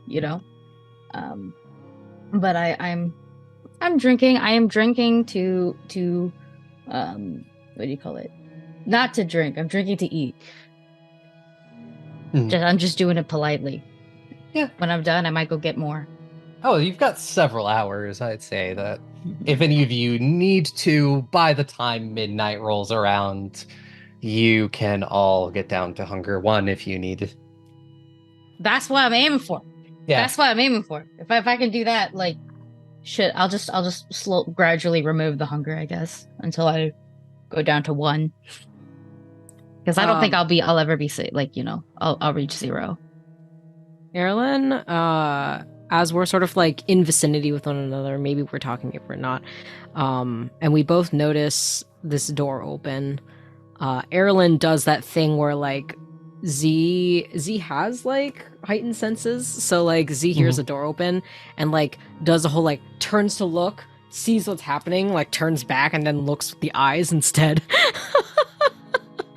And then I just like fully turn away and face you again, Faline, and Eirlin says, "Wow, they just I know, in public too, right? yeah, wow." Embarrassing. Felix does look less hungry. Yeah. We got it done, by the way. Oh, you did? Mhm. Okay. Yeah, you don't have to worry about That's it. Good. Yeah. Seems like Felix fed a little bit on.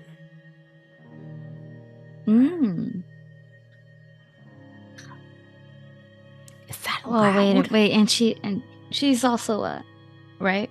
Mm-hmm. Oh God. What? We have Wait, more wait, things what? in common. What? What is what? I don't know. What did... Huh? I don't huh? You've in common with what? Oh, you don't need to worry about it. No, but I am worried. You tell me not to worry and I worry more. We both have the same taste. I see. Oh. It's not redheads. What? No. I don't know where your O went, and I don't want you to get the wrong idea. No, I think I get it. Okay. And Eirlin just kind of like squints at you and then like looks normal again. Mhm. And I imagine you all see Nora at the bar talking with this woman, and Lupe at the Does bar. Nora look just drinking. uncharacteristically happy? Nora is attempting to play it cool, but is very clearly like gravitationally drawn into this woman. Eirlin looks to Faline and says, "Who's that?" Oh, with Nora. I don't know. I don't know, but I want to know.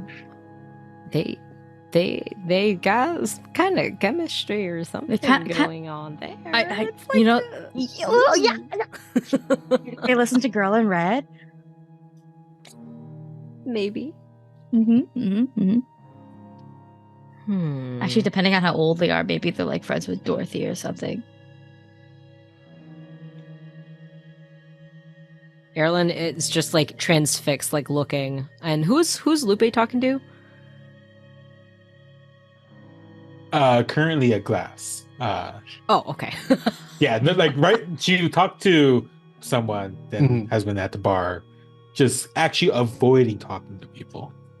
I see. Okay, then Eirlin says to Faline, Lupe seems to be avoiding people, same as me. Helena finally let me go. So, but I met a bunch of people. Wait, who? Helena? I fucking know, right? Yeah, Helena is the Malkavian primogen. Then why are you like this?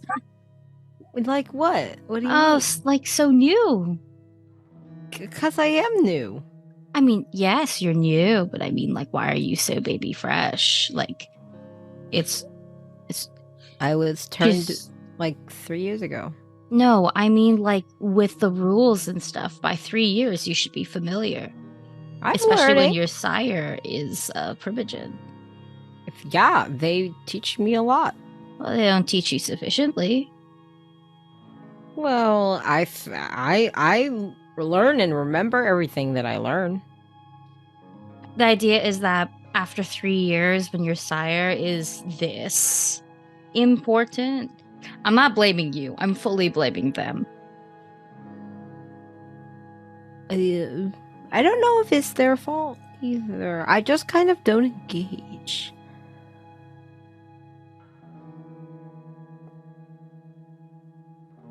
I'm judging. Mhm. Not you. I'm letting you know though, I'm fully judging. Okay. Well, that's okay. They are nice, and they Eirlin like taps like 2 of their fingertips together. They are very eager to help me, I think, is the best way to put it. Well, I'm glad that they care about you, period. I guess it's just I don't. This was not something I chose for myself, so. But it happened, and now I'm just here.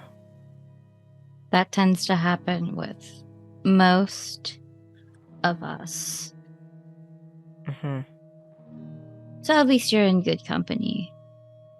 Guess. People will understand what you mean, but choosing to be oblivious or not to participate in society is like entering a space that says they're not political. I don't think that's the same thing. I do think it's the same thing when you run around like over here. There are But, like, tons of you want to stay safe is the thing, right? But you also should not be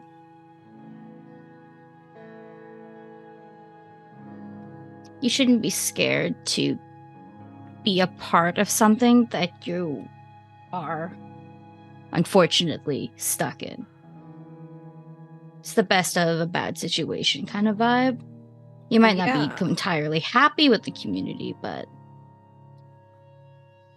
I don't see it that way. I think I just don't want to make anybody mad.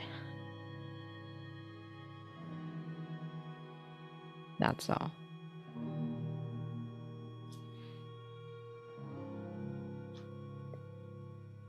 yeah, I kind of get what you're saying. I just hope you continue to have a very good support system. Kind of matters when you're stuck in a semi-immortal state. Yeah. Eirlin kind of just like trails off and stops like looking in your direction, and seems just like fixated, lost in the sauce, lost in the thoughts. I let you ruminate because I have to leave. I love spending time with you, but also I have to go find my sire. I also got other things to do. That's fine. I will be here. And Eirlin looks to the spot to their right and just like sidesteps to the right and stands there instead.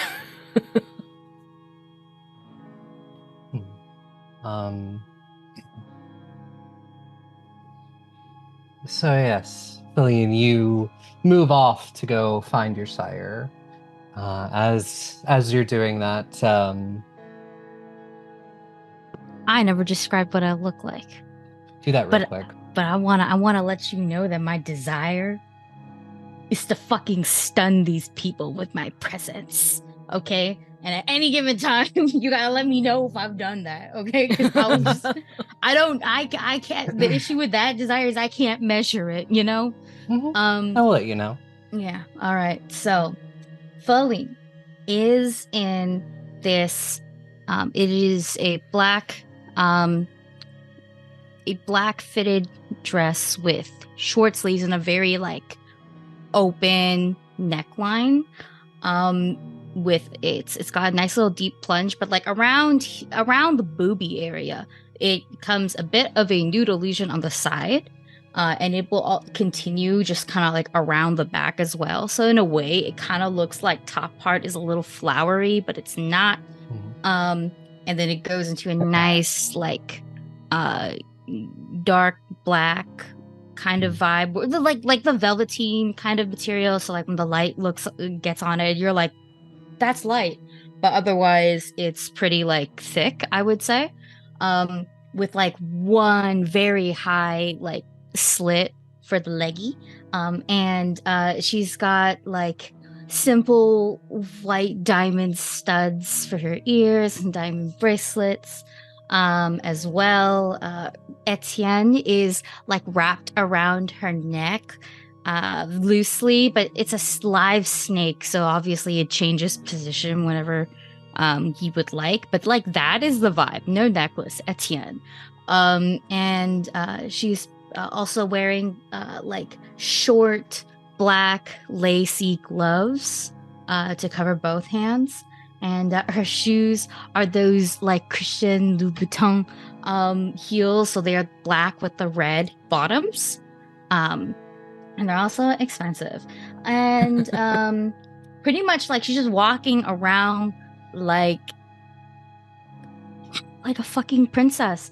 And one note that I am putting just in case, because like we're not allowed to have weapons, but Faline never gets caught slacking like that. So she has put poppy seeds hidden in the back of her dress, which is like this sort of tied lace corset thing going on at the back, and they're just hidden within the ribbons or the strings of it.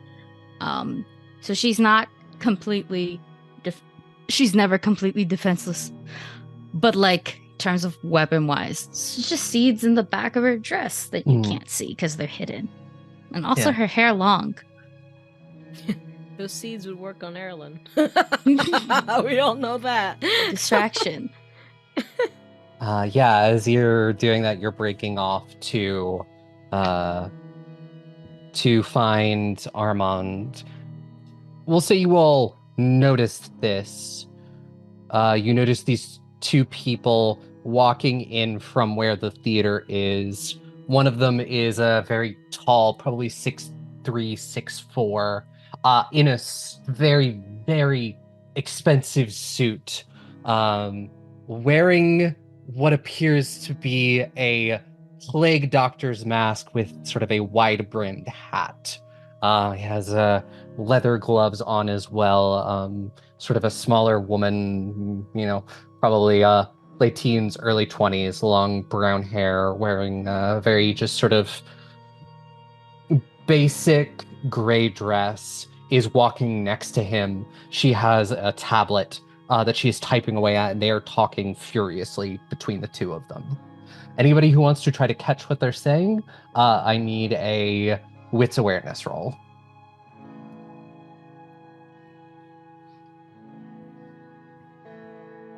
And where do we see this? They are essentially coming in from the theater into the lobby. You are right above them. Okay. And then Lupe and Nora, you're at the bar, and they're essentially passing you. And then Faline, you're also up above in the balcony. You haven't left yet. So 4? 4.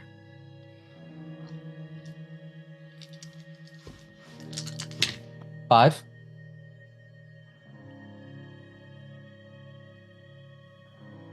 I should say, Lupe's not rolling. Okay. 7. 7? Okay. We will start with 4.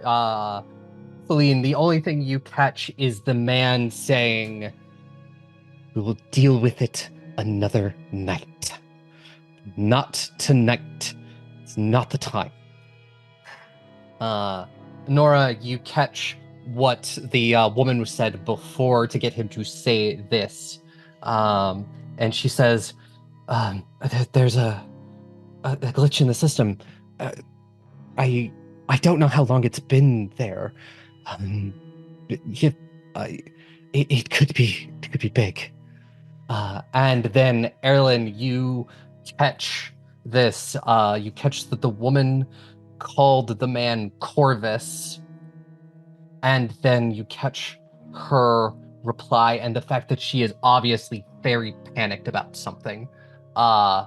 And she goes, I have to shut the whole system down. We don't know how long this has been here. We don't know what's gotten out. And then Corvus goes, do it. Deal with it tomorrow night. Cool. Eirlin files that away.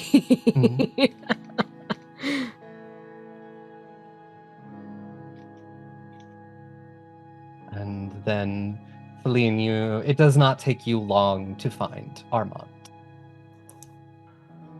He is in sort of a area that was probably like a place where they keep like security cameras, and they've sort of taken it over and buffed up security and all of that. And he is looking over machines and computers, and as you sort of approach, he looks up and smiles at you and says, "You look beautiful." Thank you. Sorry I didn't come back last night. It just took a long time. It's understandable, and I know that Alessia's is closer than our place to your domain. Mm-hmm. So how are you feeling? How are things? Did you wake up okay? Yeah, I'm fine. Just lots of stress over this. Magdalena wants everything to be perfect. You know how the showbiz people are. Yeah. Well, I mean, we don't have a saying like happy wife, happy life, do we? Happy prince, Happy domain. happy domain, yeah? Yeah, close enough. Peaceful domain. Yeah. Happy Prince, peaceful domain. Well, it's gonna be a little bit of a show tonight, just as a heads up. I don't want you to totally freak out, but Yeah, been briefed just a little. yeah, I want to give you a proper rundown, but so many prying fucking ears, and I look around. Yeah, we can have the full discussion back at the Haven once this is all over.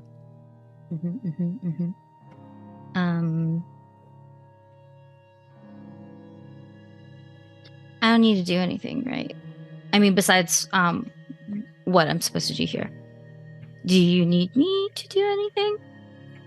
I need you to have a good night. Have fun. Go dance with Alessia. Inside check.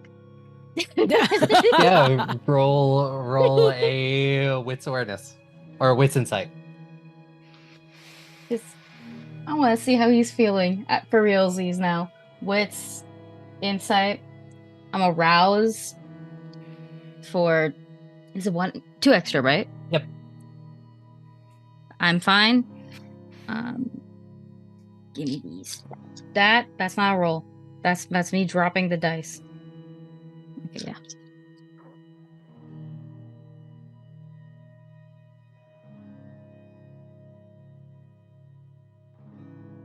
Four. Or yeah, he's not lying to you about anything. Does he seem okay? Does he seem like, is this one of the better days? Like, is that Yeah, that's what he seems a little stressed over like all of this. But you know, any stress he seems to have is about Elysium, not like about anything else. Okay, well, I am feeling much better about it. And then I'll go, oh, by the way, found out one of the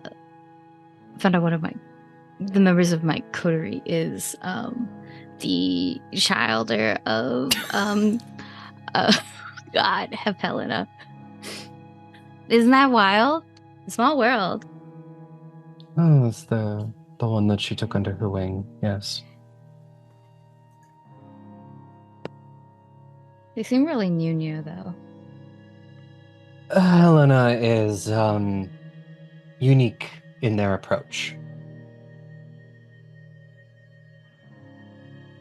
I would assume so.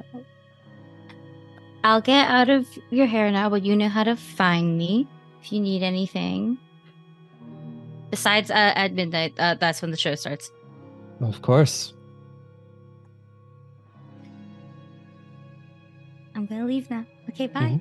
Yeah. And I dip. I go waddle. Well, not waddle, but like in theory, I'm waddling. But I go off to find Alyssa and drink some of the more of this juice of this good blood. Yeah. Alessia has been going around and doing the thing that you do at a party.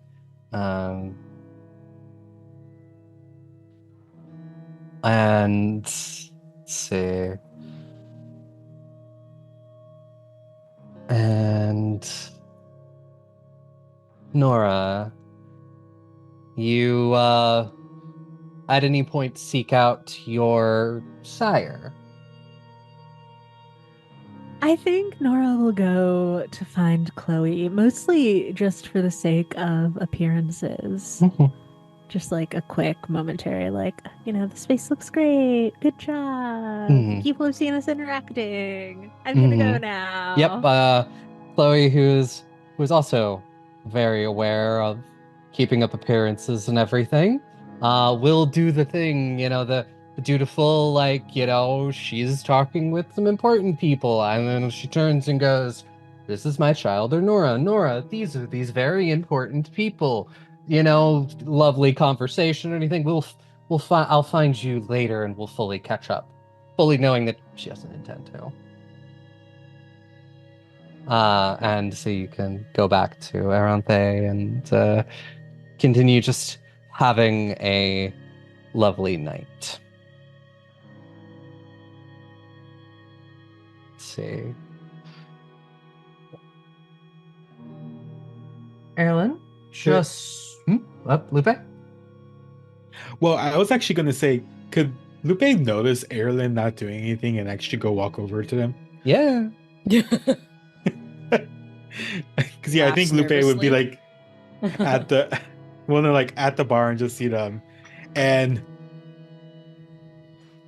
Lupe can't tell if like Eirlin is by themselves, more than likely not wanting to talk to people, or just like unsure what to do. Because they're equal levels of awkward, I feel, for different reasons. So Lupe would like walk over with like the whiskey glass and just Eirlin, how's everything going tonight? Doing all right? Yeah. It's good. I met a lot of people. And this isn't really isn't really my environment. I'm not the best at talking to a bunch of people I don't know, especially when everyone is much more what's the word? Sophisticated, I think, than me. I am better in small group situations. I think that's it. And it's kind of loud in here. So that's the other thing. My after I, became like this, my hearing got way better. And so it's kind of very loud. And I forgot my earplugs at my apartment. So it's kind of a lot. How about you? Yeah, about the same. I'm sure you could tell. Also not my scene. Yep. How's you drinking the juice? Yeah. Yeah, this is definitely a group of people who care about society and status, and that shows even in this. Yeah. I don't know. I don't know how you feel, but like I'm just here, and I wish no one would look at me.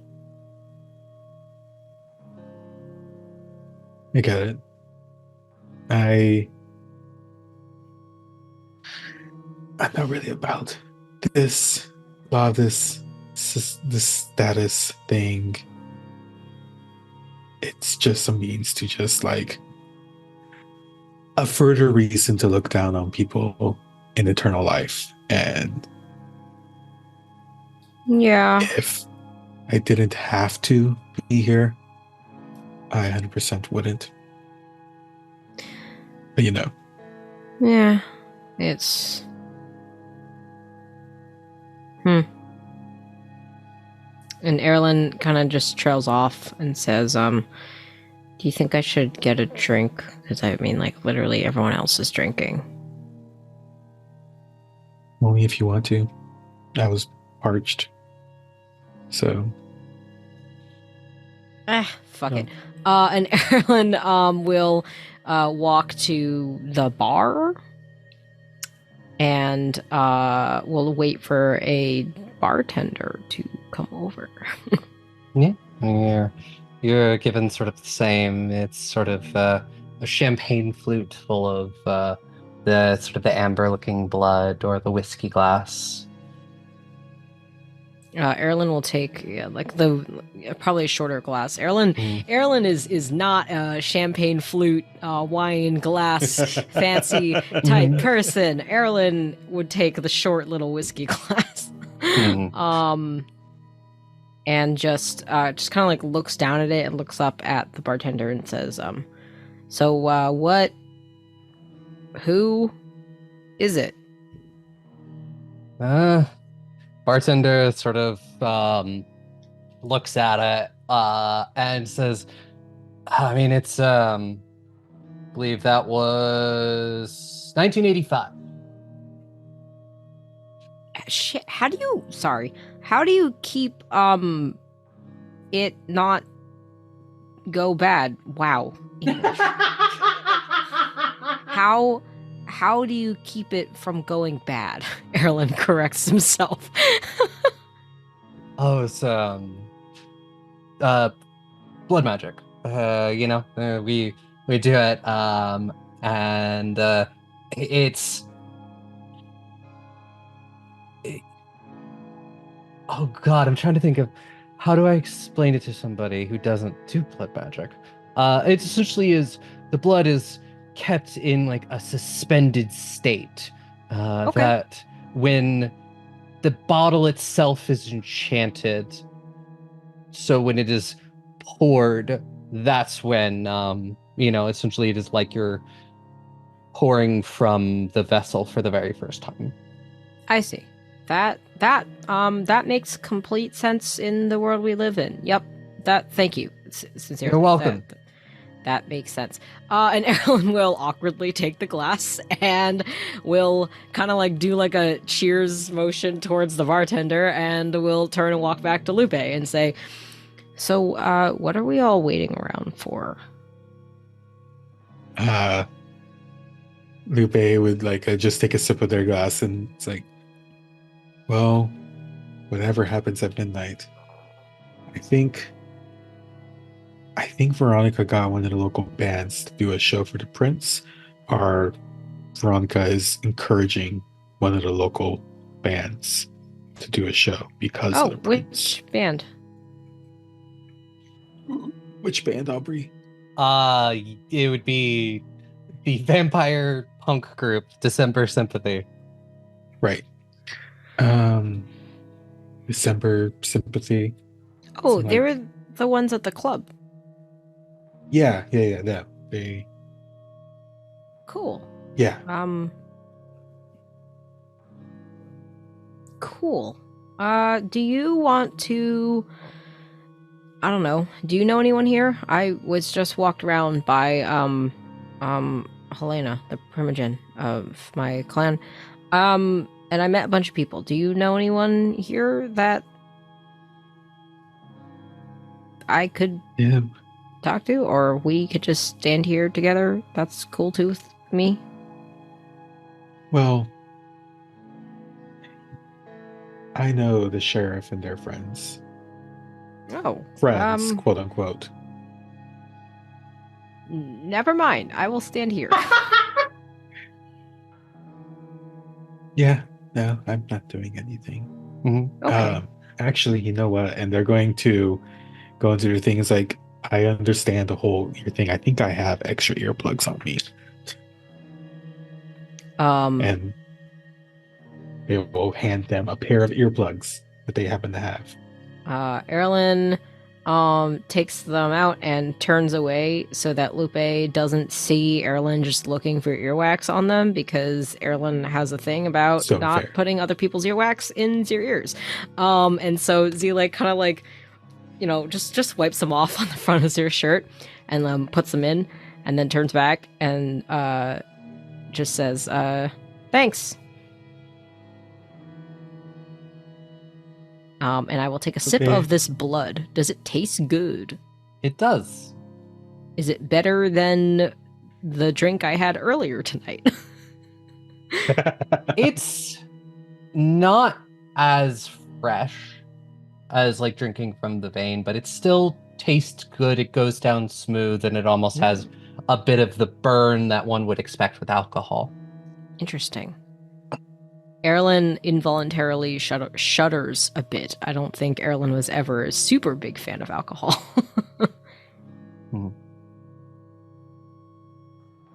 Question for Lupe.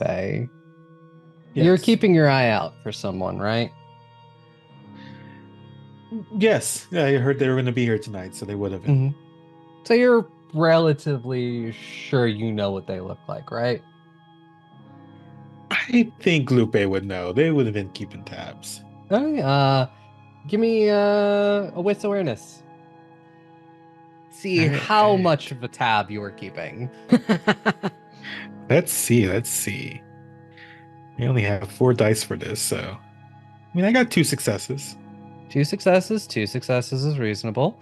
You could try for more with a willpower for just that one last dice, but even still with 2 successes, you're relatively sure this is the person you're looking for. They are wearing a very nice suit, and they've got sort of this close cropped, like buzz cut hair. And they're sort of followed by these other 2 people, and they're discussing something with someone who looks very important as they walk through the lobby. You hear something about a tome on lease from the Chantry, and something Carthage, something you know.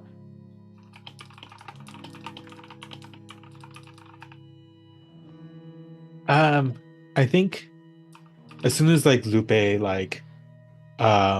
clocks that they're here, they're going to like, I don't know, just like pat Eirlin on the shoulder and it's like, I'm just gonna walk around. I'll see you at midnight. That's fine. I will be here. And when you walk away, Eirlin pauses for a moment, and then, almost as if Z remembered that Z overheard a very strange conversation, peels off in the other direction to go look for Helena. So Lupe, are you going to try and talk to this person? Or I are think- you just like gonna try to shadow them? I think Lupe would first try to find like a place that they could just like keep a good eye on them. If they're like going somewhere though, out of like sight, Lupe would like try to just like follow from Yeah. afar. They seem to be heading into the like they're heading towards the stairs to sort of head up to the second level. And yeah, Lupe would like tail behind, so it's like they're Mhm. not super close, Yeah. but then also like follow them. Give me a dex stealth. I don't think I have stealth, but I have dex. Do you want to rouse the blood? That'll give me like a 2, right? Yep. Yeah, I'll do that. Let me rouse. You Okay, succeed. okay. You don't get hungrier. Yay. Stealth. And so I would just put that modifier, right? Yep.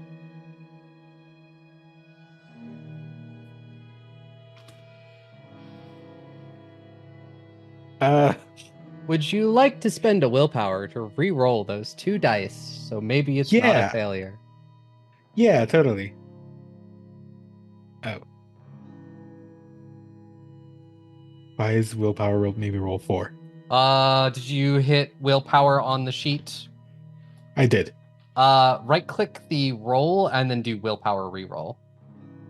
Gotcha. That's a willpower roll. Say if you need to like resist frenzy. Gotcha.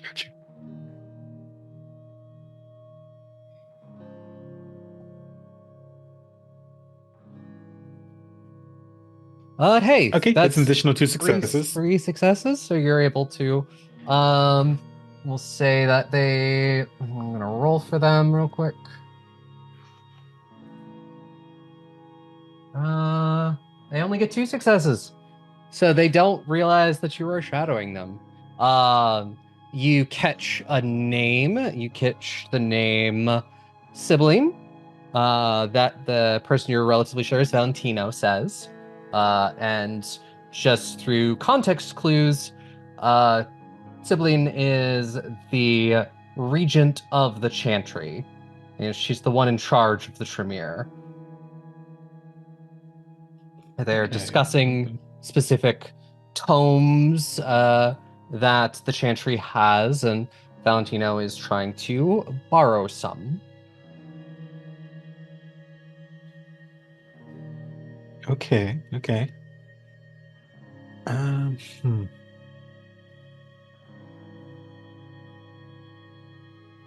trying to think if nobody has anything they want to talk about now. I don't think they do. I think they're just gonna like collect information. Yeah. That there's a person to Valentino's right. They look relatively bookish. They're probably the Tremere that someone mentioned, and then there's a bruiser who definitely did not dress for Elysium. Jeans, dark t-shirt, leather jacket, and sort of flanking Valentino in a way that they're looking around, trying to make sure that nobody's causing problems. But you could follow and listen for a bit, and Eirlin, you're going to find Helena, right? Yes, because Eirlin knows that as much as I am not super jazzed by Helena's hovering over me and fussing over me and all of that, Eirlin knows that Helena does have my interests in mind. At very least, the very important thing of keep Eirlin alive, which I like, and so Eirlin does trust them at least a little bit, and I think in this world trust is everything. So I'm gonna go find Helena to ask them what they know about those people that I saw. So I'm just looking and it shouldn't be too hard to spot them. No, they are very bright. They're very bright, very easy. They're in the middle of a conversation with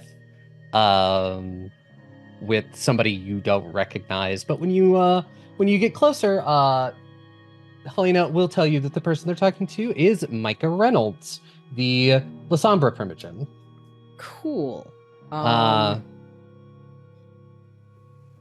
Let me just write that down. Micah Reynolds.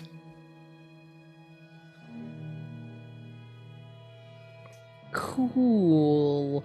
And I just say, I think I, go through the introduction. I've been doing it all night, and I look at Helena and just say, can I talk to you for just a sec? I don't want to interrupt, and I kind of like look between the two of them.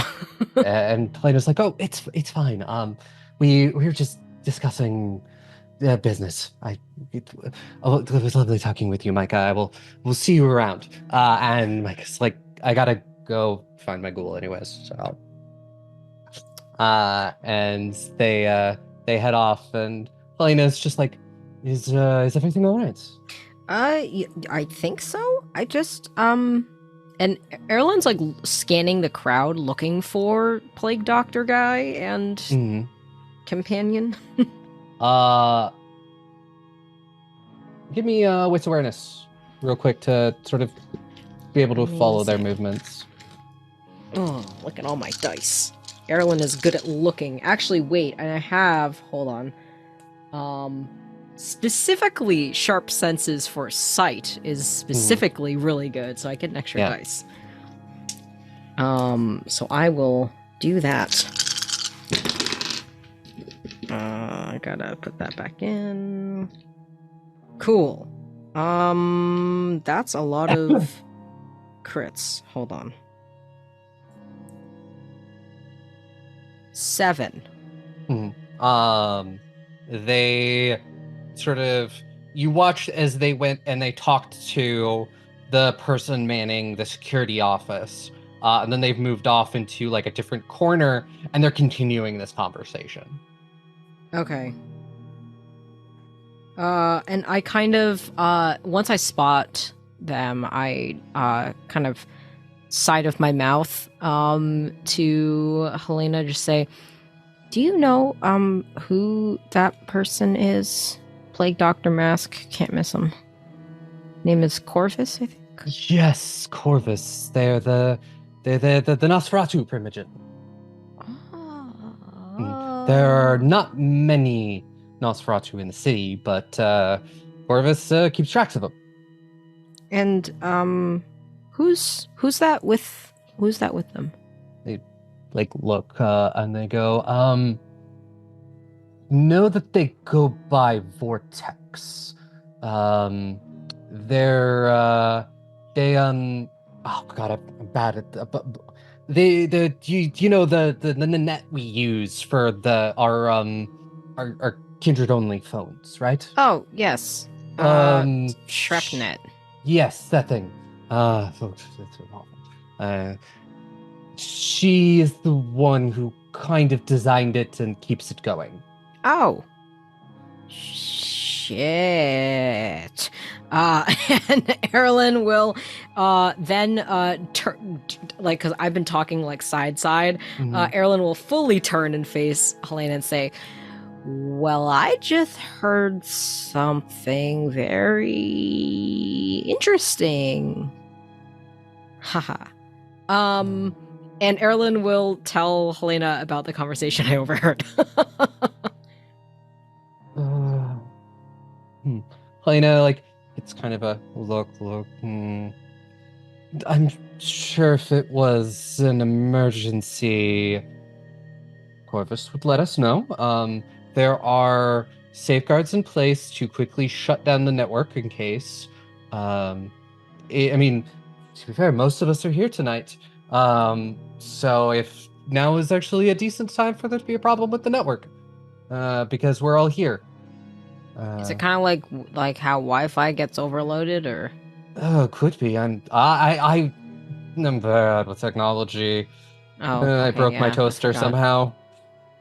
I can try to help you with your toaster. I don't think I can help with anything else, but I can help you with your toaster. Maybe. I would probably, yeah, that would be lovely, actually. After this, that Yes, another yeah. night. Yes.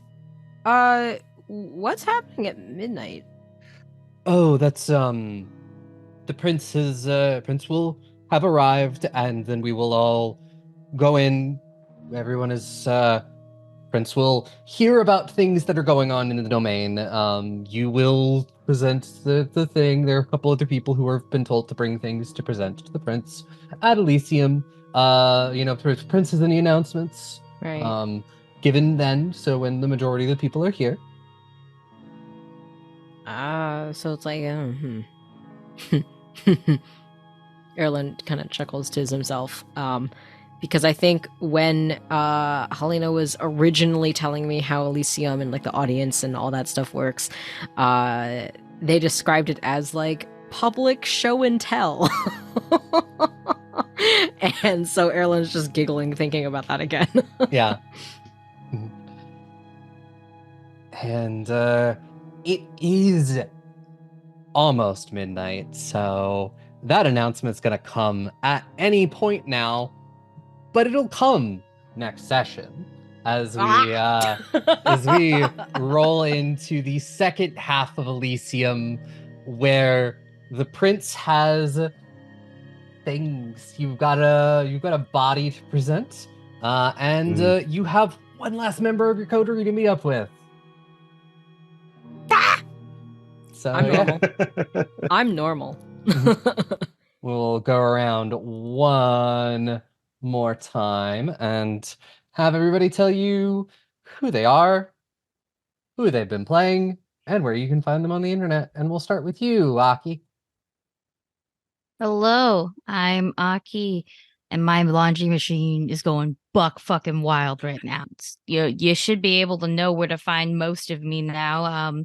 But if not, find me all over the internet at some variation of Kinomi_art, where I do a lot of things.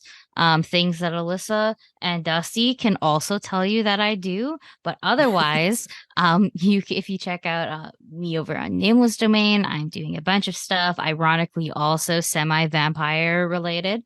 You can also find me on Wednesdays, most Wednesdays at 8 p.m. EST over at the Mandy channel, where I play a necromancer. That ironically that we were making fun of this episode. Haha. I think, yeah, the rest of y'all can just tell me what I'm doing. Yeah. Yeah, I am next. Hi, y'all. I'm Alyssa. I played Nora. My character name is right on my screen. I know what I'm doing. You can find me online at A Disaster Queer. You can find me in Mist Lost with Akino, where I play a Circle of Stars druid who is perfect and beautiful and great and nice. You can also find me on various Goblets and Gaze things and at An Unwavering Force, which is a Star Wars actual play GM'd by our lovely Dusty that is using Pathfinder 2e currently. And that's me. I'm muted. Okay. Hey. Hi, I'm Dusty. I have been playing Lupe, who's not doing anything suspicious whatsoever.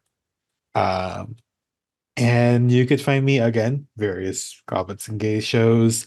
I am the GM of An Unwavering Force, a Star Wars story. You should listen to it. It's really good. We put out maybe one of the saddest things I've recorded recently. Really good. Real sad. Like, real fucking sad. But good sad. Sad, but good sad. That's what Which Miss you can find. Call. Relax. I hate it. I hate that. Well, you can find at Unwavering Force. You can find me at Dusty Hill. That's the letter E, Hill. everywhere, basically, and just go listen to stuff. Hi everyone, my name is Nala, or Jay, go by both. My pronouns are they, them. I have been Eirlin Shu, the very nervous Malkavian who uses Z's pronouns. I'm on the internet at Nala Woo and at Nala Draws, for my artwork. To clarify, that's Nala Woo on Twitter and Nala Draws for my art Twitter, and Nala Draws everywhere else, including TikTok, where I will have been posting content of Eirlin on TikTok that is funny and relevant to the game. So if you want to see that, head on over to Nala Draws on TikTok. I am an art director and illustrator in TTRPGs. I do a lot of cool stuff. Hire me, please. That would be cool.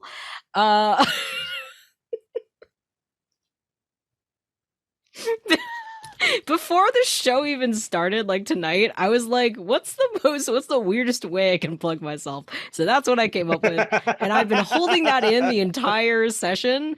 And I'm like, I gotta remember. Hire me. That'll work on somebody. So here we are. Anyway, that's me. I draw things and I voice act and I do sensitivity consulting to make sure that the stuff that you're making is not problematic in ways that would suck if it got published like that.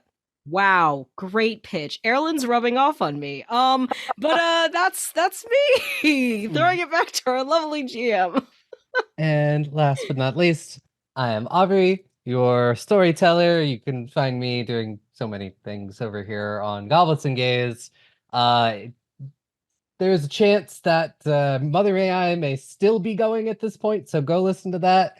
Mother May I, or just go listen to that in general, because season 2 has been fucking amazing, and Ferris is knocking it out of the park. And then if that's done, Tyrant of the Dark Star should be beginning on that, so listen to our brand new Pathfinder game. You can also find me doing many things over on Queen's Court, and if it's got music on it, I probably touched it in some form. And I have some fun stuff that's coming out over there, hopefully this year. Don't have any dates on it. So yeah, just keep an eye out, and then go find me on the internet at the Mad Queen or Mad Queen Cosplay to see all of the other things I'm doing. Yeah. So yeah, Kindred, we will see you all same time next week for the second half of Elysium. I'm sure everything is going to be normal and fine. Normal. We're so normal. So fine. Bye.